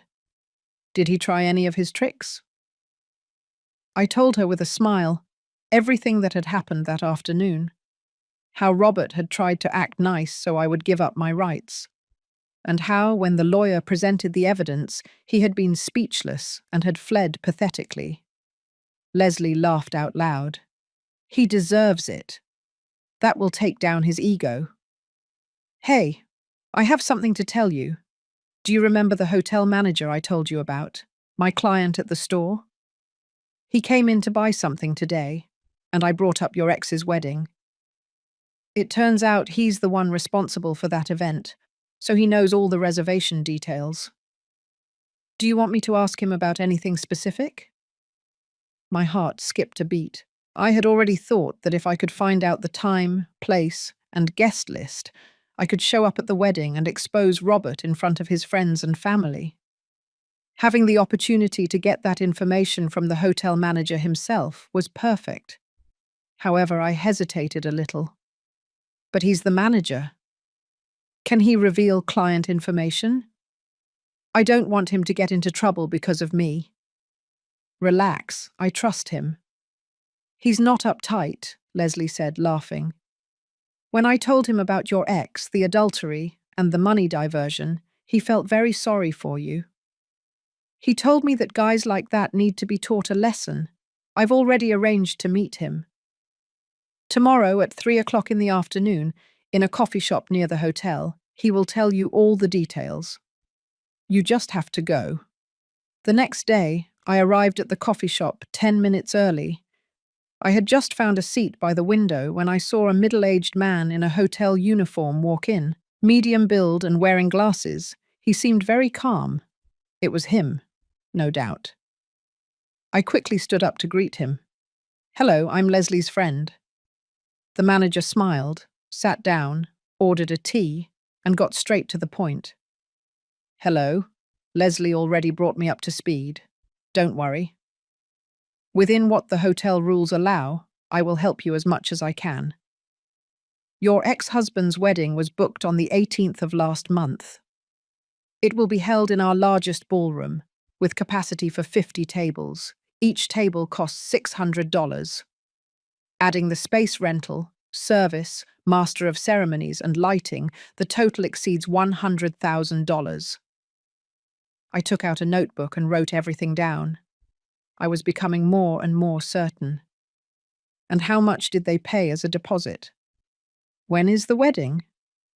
They only paid $10,000, he said, taking a sip of tea. According to the hotel rules for an event of this caliber, the deposit must be at least 20% of the total, which is $20,000. But your ex-husband begged us, saying he had liquidity problems.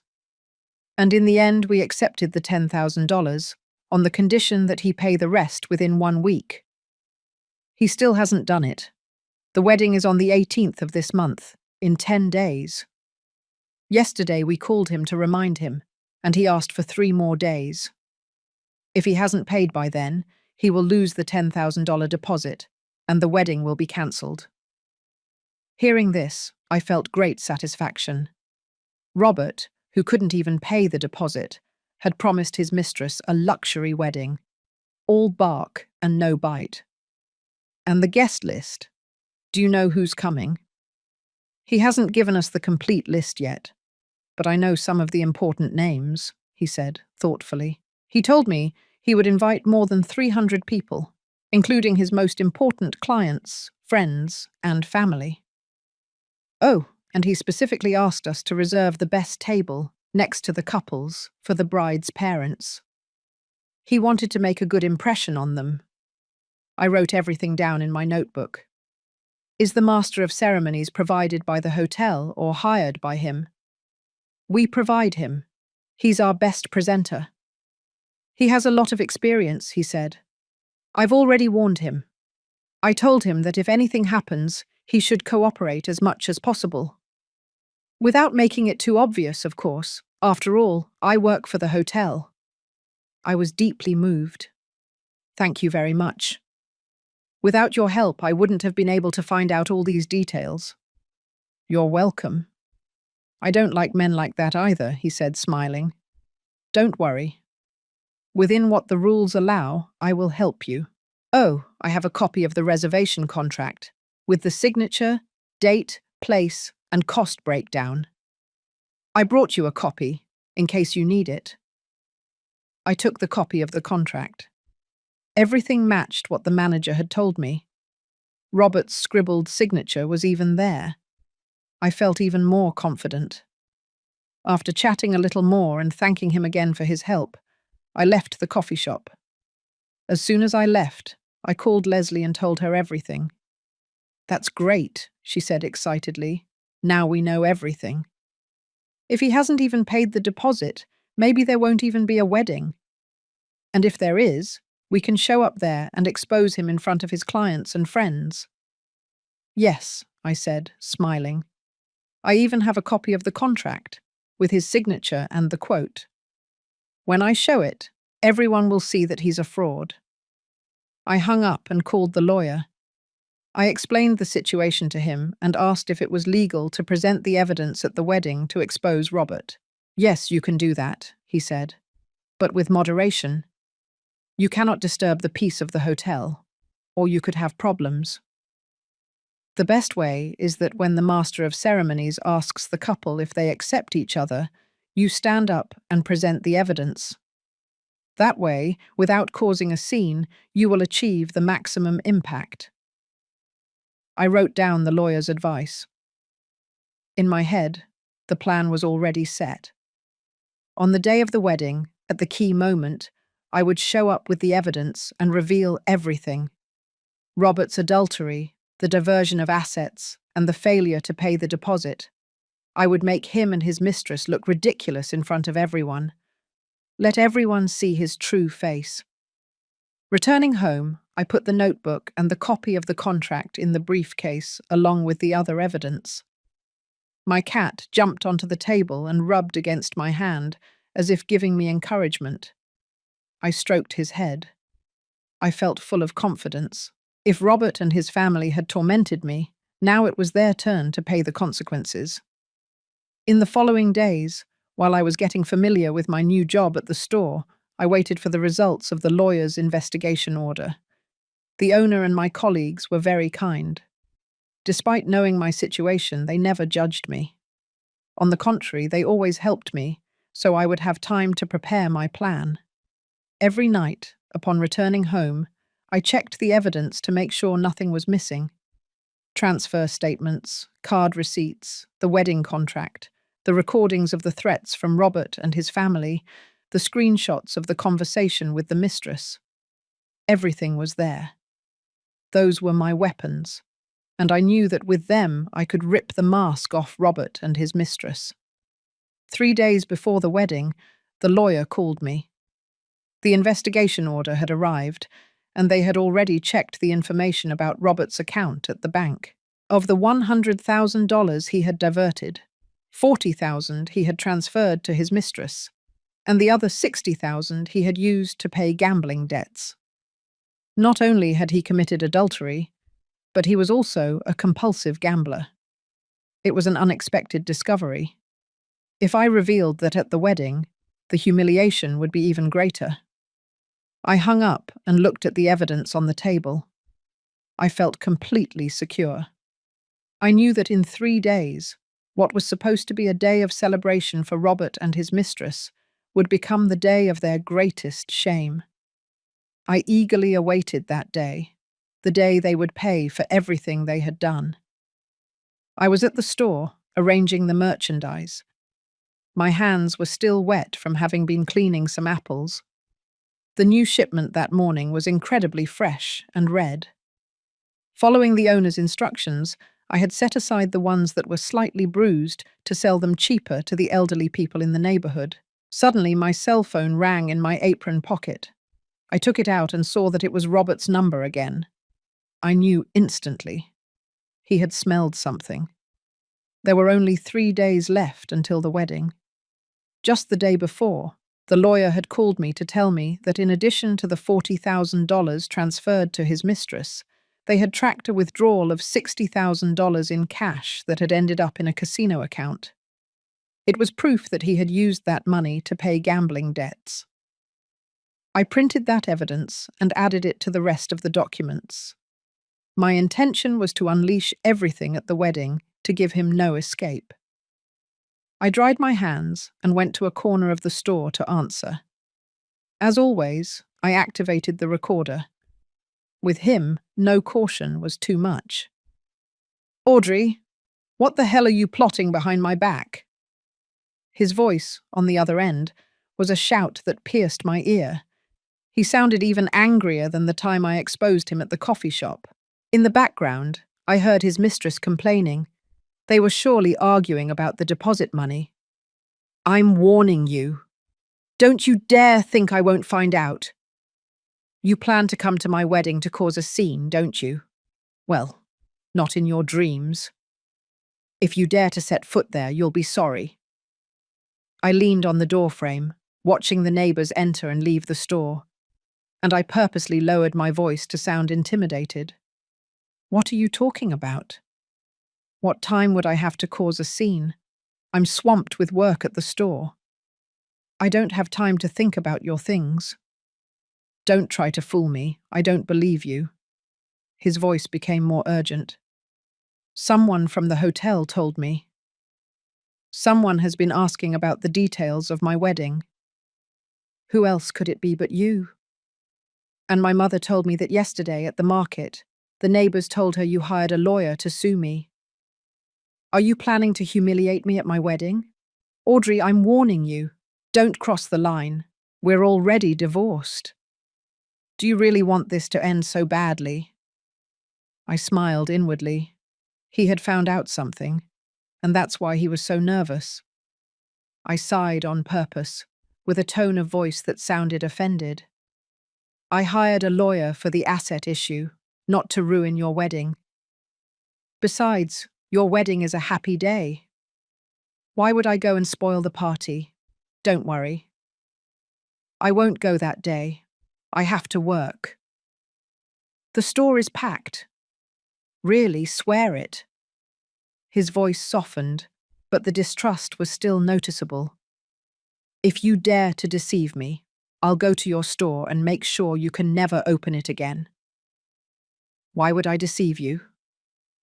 I lowered my voice, feigning fear that the owner would hear me.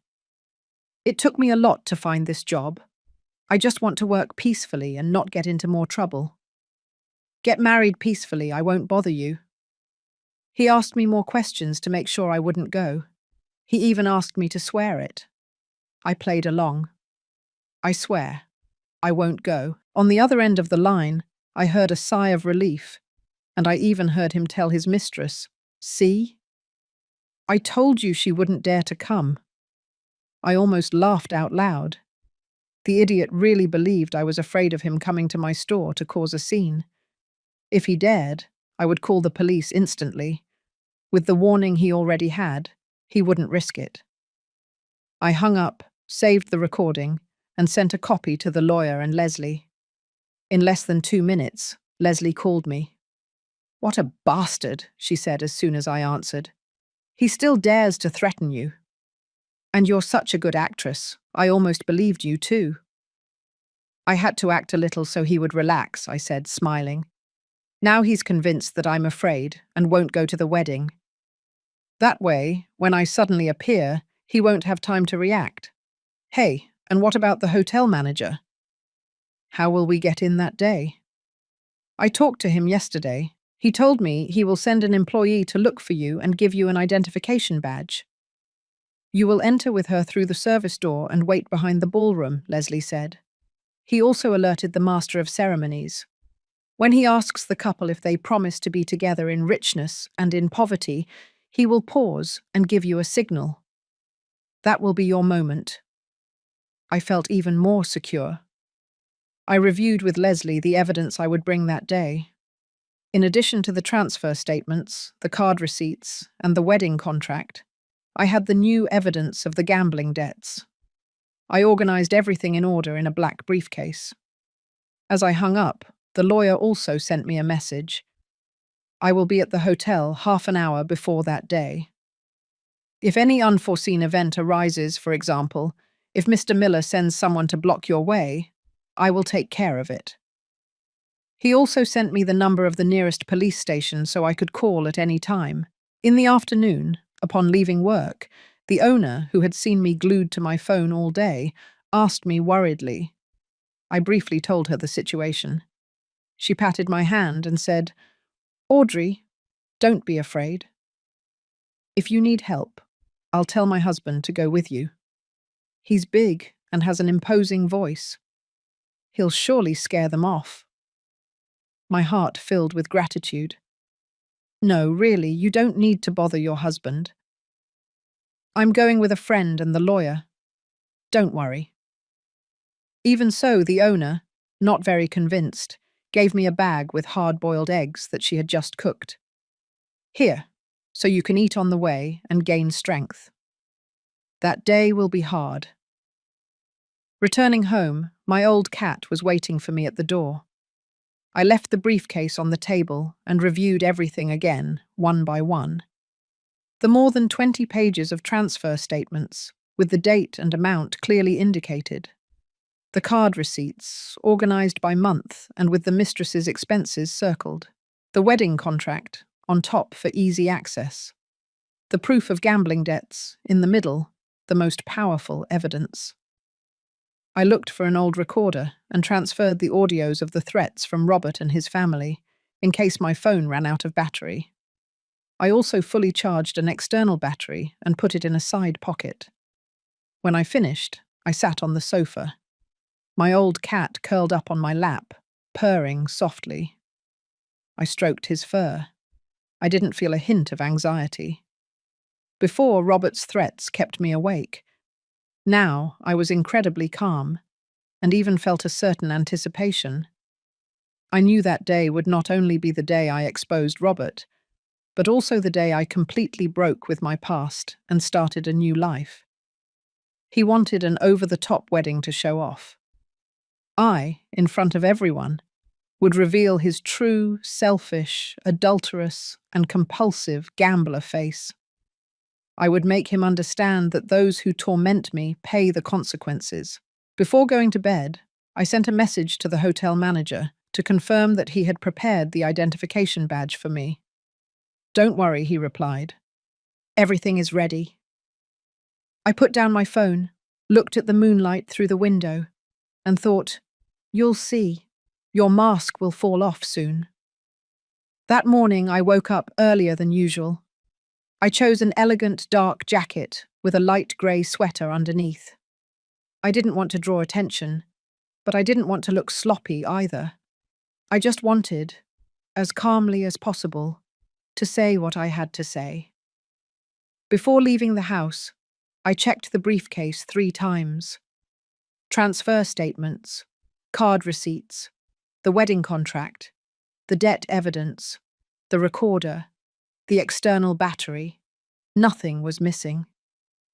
My old cat, sitting by the door, rubbed against my shoes, as if encouraging me. "I'll be back," I whispered, stroking his head. As agreed, I arrived near the hotel an hour early. The lawyer was already waiting for me on the sidewalk, with a black leather briefcase containing copies of all the evidence. A few minutes later, Leslie arrived. She had even brought a small folding chair, in case I got tired of standing. We sat down for a moment at a nearby store. The lawyer went over the plan with me one more time. "In a little while, you will enter with the employee through the service door and wait in a corner behind the ballroom. When the master of ceremonies gives you the signal, stand up, but without rushing. Present the evidence one by one. First the contract, then the statements, and finally play the recording songs. Don't lose your rhythm." At 30 minutes past 10 o'clock, the employee the manager had sent arrived. She was a young girl, about 20 years old, who handed me an identification badge. "Ma'am, follow me." The manager told me to wait for a moment in the lounge area in the back. "When the master of ceremonies is about to start the vows, I will come for you." I followed her. In the hallway, I could hear the music coming from the ballroom. A mix of cheerful songs and the laughter of the guests created a festive atmosphere that greatly contrasted with the heavy briefcase I was carrying. The lounge area was not big. It only had 2 sofas. The girl poured me a glass of lukewarm water. "Don't be nervous." The manager told me that if anything happens, I should call him. I nodded and took the glass. My hands were a little cold, but my heart was firm. The ones who should be nervous were not me, but the couple who on the stage were performing a farce. Around 30 minutes past 11 o'clock, the music outside suddenly changed. The cheerful songs gave way to the soft wedding march. The girl entered through the door. "Ma'am, the couple has already entered. In 10 minutes, the master of ceremonies will begin the vows." I stood up, wiggled my fingers, and left the zipper of the briefcase slightly open so I could easily take out the evidence. Shortly after, through the slightly open door, I heard the master of ceremonies' voice, warm and clear. "Ladies and gentlemen, dear friends, today is a day of celebration for the happy couple. In the presence of your loved ones, I ask you, do you promise that from today, in richness and in poverty, in health and in sickness, you will love and respect each other and never abandon each other?" It was the moment. My heart raced. I followed the girl out of the lounge area and discreetly entered the ballroom through a back door. The guests in the back rows, focused on the stage, barely noticed me. I advanced slowly through the aisle. About 7 or 8 meters from the stage, the master of ceremonies asked again, "Bride and groom, do you agree?" Robert, in an impeccable suit and a radiant smile, was about to answer. "I don't agree." My voice, although not very loud, was enough for those around me to hear. "He won't agree. If he hasn't even paid the deposit for this wedding, by what right is he going to promise not to abandon anyone?" My words caused a deathly silence in the ballroom. The music stopped. All eyes were fixed on me. Robert's smile froze on his face. He turned to look at me, his eyes wide. "Oh, Audrey, what are you doing here? You said you wouldn't come." "And you believed it?" I said, as I advanced step by step until I was standing in front of the stage. I took the wedding contract out of the briefcase and showed it to everyone. "Look at this contract.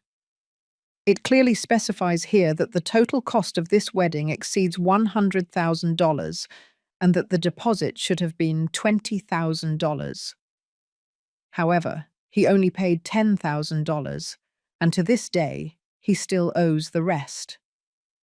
Yesterday, the hotel called him to demand payment, threatening to cancel the wedding. He promised the bride a luxury wedding, And he told all of you that he was a successful man. But the reality is that he didn't even have the money to pay the deposit. If that's not deceiving you, what is? A murmur ran through the ballroom. The guests started whispering. Really? A wedding without having paid the deposit? What a phony. The mistress, in her white wedding dress, looked like all her makeup was about to run. She grabbed Robert's arm and whispered to him, "Robert, is what that woman is saying true? You told me you had already paid the deposit." Robert, nervous, pointed at me and shouted, "Liar. I paid for everything a long time ago. That contract is fake. You came here to cause a scene." Fake? I took out the hotel bank statement, which clearly showed a deposit of only $10,000. Well, look at this. It's the hotel statement. Only $10,000 was deposited. Where is the $20,000? If you've paid for everything, show the transfer receipt. Robert turned red as a tomato. He put his hands in his pockets, but he didn't take out any evidence. He couldn't. At that moment, my mother-in-law, sitting in the front row, stood up and pointed at me, shouting, "Damn harpy! You came on purpose to ruin my son's wedding. I'm going to kill you." She tried to lunge at me, but the lawyer stopped her. "Ma'am, calm down. Let's talk things through calmly. If you try to assault her, we will call the police." Blocked by the lawyer, my mother-in-law threw herself onto the floor and started crying and screaming. But this time, no one paid attention to her. All the guests were focused on Robert's story. Ignoring my mother-in-law, I took out another stack of documents, the evidence of the asset diversion. And look at this. Between May and October of last year, he diverted $100,000 of our joint assets to his personal account. Of that money, $40,000 he used to buy handbags, necklaces, and the wedding dress for the person here present. The other $60,000 to pay gambling debts. You probably didn't know this, but not only is he an adulterer, but he is also a compulsive gambler with considerable debts. Those $100,000 were the money we had saved together. The money my parents gave me, and the money I earned working hard in the business. And he, without saying a word to me, diverted it to spend it on this. Tell me, do you think he has the right to utter the words, "never abandon you"? Hearing this, the murmur in the ballroom turned into a clamor. Some of Robert's relatives frowned. Robert also gambles. That's not good. And using his wife's money for his mistress. How despicable. The mistress's face was completely white. She let go of Robert's hand and said, in a trembling voice, "You lied to me. You told me that money was yours and that you had gambling debts." Robert tried to justify himself, but he stammered, unable to articulate a word. Sweat poured down him. I took out my cell phone, played the recording of his threats, and turned up the volume. And listen to this. It's a call from last week threatening me. "If you don't reactivate the credit cards, I'll come to your house every day to cause a scene, and I won't let you live in peace." And I also have recordings of his mother and sister coming to my house to break my things. Tell me, does this seem like a way to get along? The insults and snarls on the recording clearly resonated in the ballroom. The guests' gazes toward Robert changed, going from celebration to contempt. One of his most important clients stood up. "Robert, I thought you were a trustworthy man. That's why I did business with you. But not only have you cheated on your wife, but you are also a compulsive gambler. This deal is over." Having said that, he turned and left. Several more clients stood up, shaking their heads, and followed him. Seeing the scene, the mistress burst into tears. She tore off her veil and threw it onto the floor. "It's over. You lied to me. You didn't have money and you promised me a luxury wedding. You're a swindler." She ran to get off the stage, but her dress got caught on a chair, and she fell to the floor. The dress, now dirty with dust, made her look pathetic. Robert ran to help her, but she pushed his hand away and ran out of the ballroom, crying. Little by little, the guests also started leaving. Some, as they passed, pointed at Robert. What a shame. It's better not to deal with people like that. My mother-in-law was still sitting on the floor, crying to the heavens. Zoe, beside her, was pale and said nothing. The master of ceremonies on the stage was paralyzed, with the microphone in his hand. He had officiated many weddings, but he had never seen such chaos. The hotel manager came out from behind the stage, approached Robert, and handed him a bill. Mr. Miller, the deposit is still pending payment. And now that the wedding has ended like this, you will have to take responsibility for the hotel's losses. Several of the guests who left did not touch the food on their tables. You will also have to pay for those meals. The bitterness I had endured for 20 years had finally dissipated today. From now on, my life would no longer revolve around a horrible man and a wicked mother-in-law. I wouldn't have to put up with it anymore. I could work peacefully and live in peace. I was finally going to live for myself. Epilogue: Life after the storm. That day, returning from the hotel, the sun cast a long shadow at my feet. Leslie handed me a bottle of iced tea. Opening it and taking a sip, the fresh, sweet flavor ran down my throat, and I felt that the rage accumulated over 20 years had finally dissolved. The lawyer told me that he would file the evidence again with the court to request a writ of execution.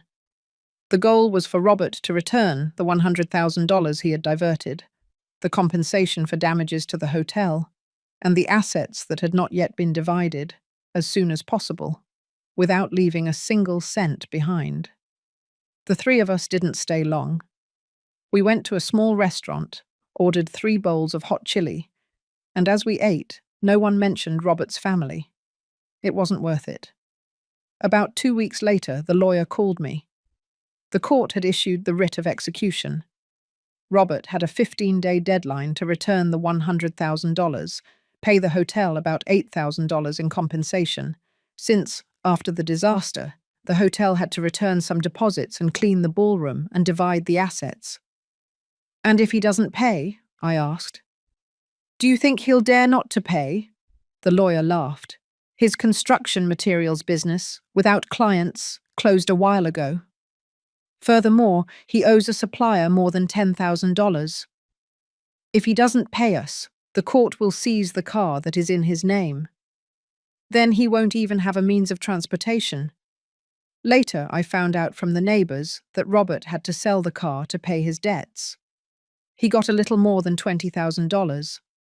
A part he paid to us, another to the supplier, and with what was left, he couldn't even pay the rent. In the end, he moved to a small, dark basement on the outskirts, nothing like the ostentatious man he used to be.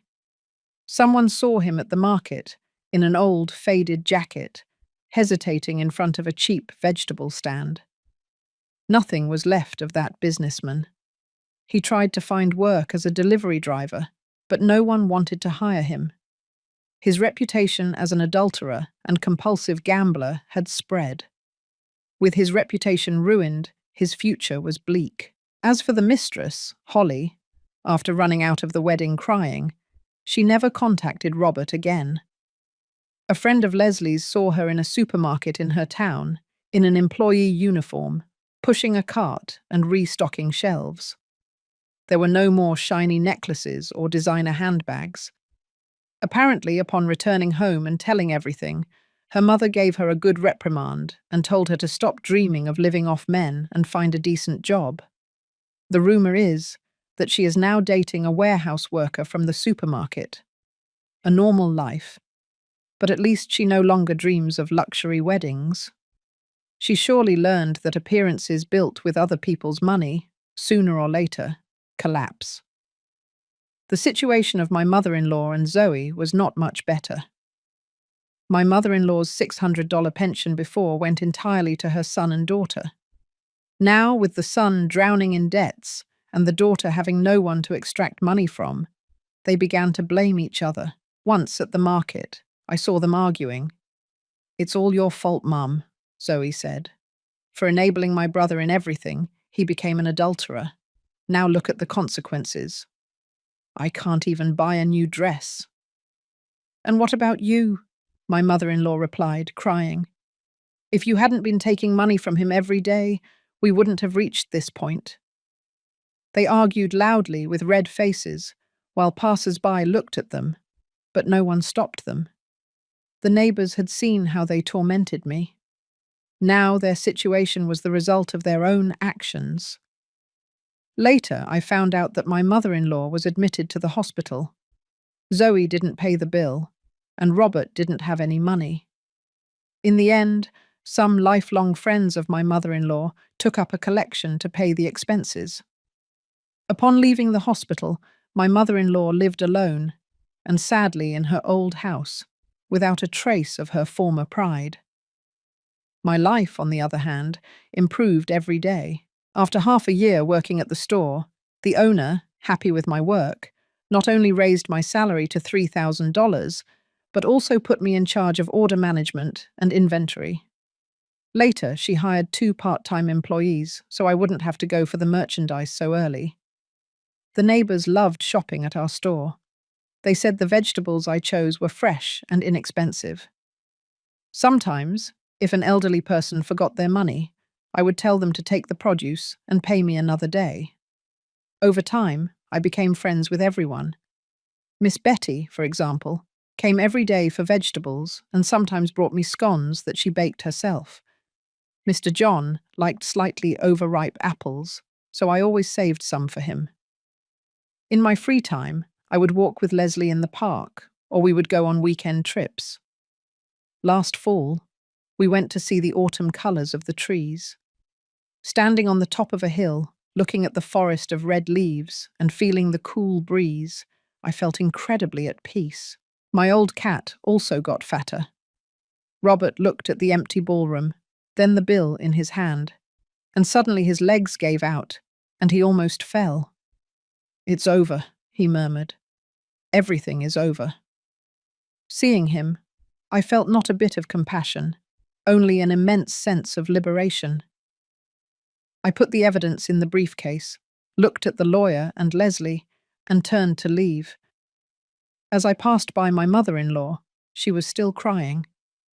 I didn't stop or look back.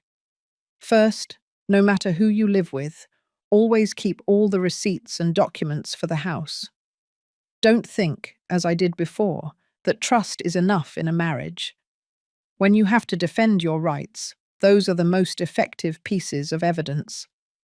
If I hadn't kept the accounting ledgers and the card receipts, I would never have recovered that money.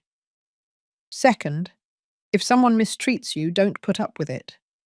If you concede once, they will see you as a weak person, and the next time will be worse. Every afternoon when I returned from work, he was waiting for me at the door, and as soon as I opened it, he would run to rub against my legs, sometimes bringing me a toy so I would play with him. Before, the house was always full of arguments. Now, I finally lived in silence. Once, Miss Betty told me that her daughter argued a lot with her husband, that he mistreated her, and she didn't know how to defend herself. After thinking for a moment, based on my own experience, I gave her some advice. Economic independence gives you a voice and stability. Fourth, a true friend is worth more than anything. If Leslie hadn't found me a lawyer and a job throughout this time, if the lawyer hadn't defended my rights, if the store owner hadn't supported me, I would never have gotten through it. Surround yourself with good friends and help each other in difficult times. Life will be much easier. And fifth, if a marriage is irreparable, don't cling to it. It's better to cut your losses. I endured 3 more years with my ex-husband, and every day was more bitter and painful. After the divorce, I went through many difficulties, But my life is now 100 times more peaceful. Life is only a few decades long. Don't torment yourself over someone who is not worth it. Miss Betty, after listening to me, nodded. You're right. Before I thought that by putting up with it a little, things would pass. Now I see that they won't. These words were lessons I had learned the hard way, realizing what was important after losing it, learning to live after having suffered. Now, every morning, I arrive at the store early. I arrange the fresh vegetables and fruits. Seeing the neighbors come to shop and chat happily fills me with satisfaction. At night, when I close the store and return home, I prepare myself a bowl of hot soup, with my old cat keeping me company. Seeing the streetlights turn on through the window, I feel that life truly is worth living. I know that everything horrible I went through was like a nightmare, but the nightmare is over, and dawn has broken. From now on, I will live for myself. A happy, peaceful, and much better life than before. And so, friends, concludes Audrey's journey, a story with an ending where justice is not an abstract concept, but a palpable reality. The traitor fell, the greedy paid their price, and our brave protagonist found true peace in her new life. But this story leaves us with something more than satisfying revenge. It shows us the extraordinary power of preparation and determination. Audrey's victory was not a stroke of luck. It was forged in the meticulous accounting ledgers, the carefully saved receipts, and the record button pressed at the right moment.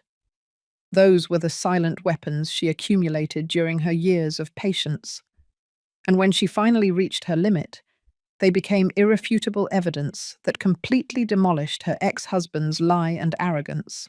Furthermore, Audrey's greatest victory was not the moment she exposed Robert at the wedding, but the peaceful mornings at the organic products store, the warm afternoons in the company of her old cat, and the freedom of being financially independent and the owner of her own life. She proved that the best revenge is not to make the other person suffer, but to build an infinitely happier life for oneself. Audrey's story leaves us with a profound lesson.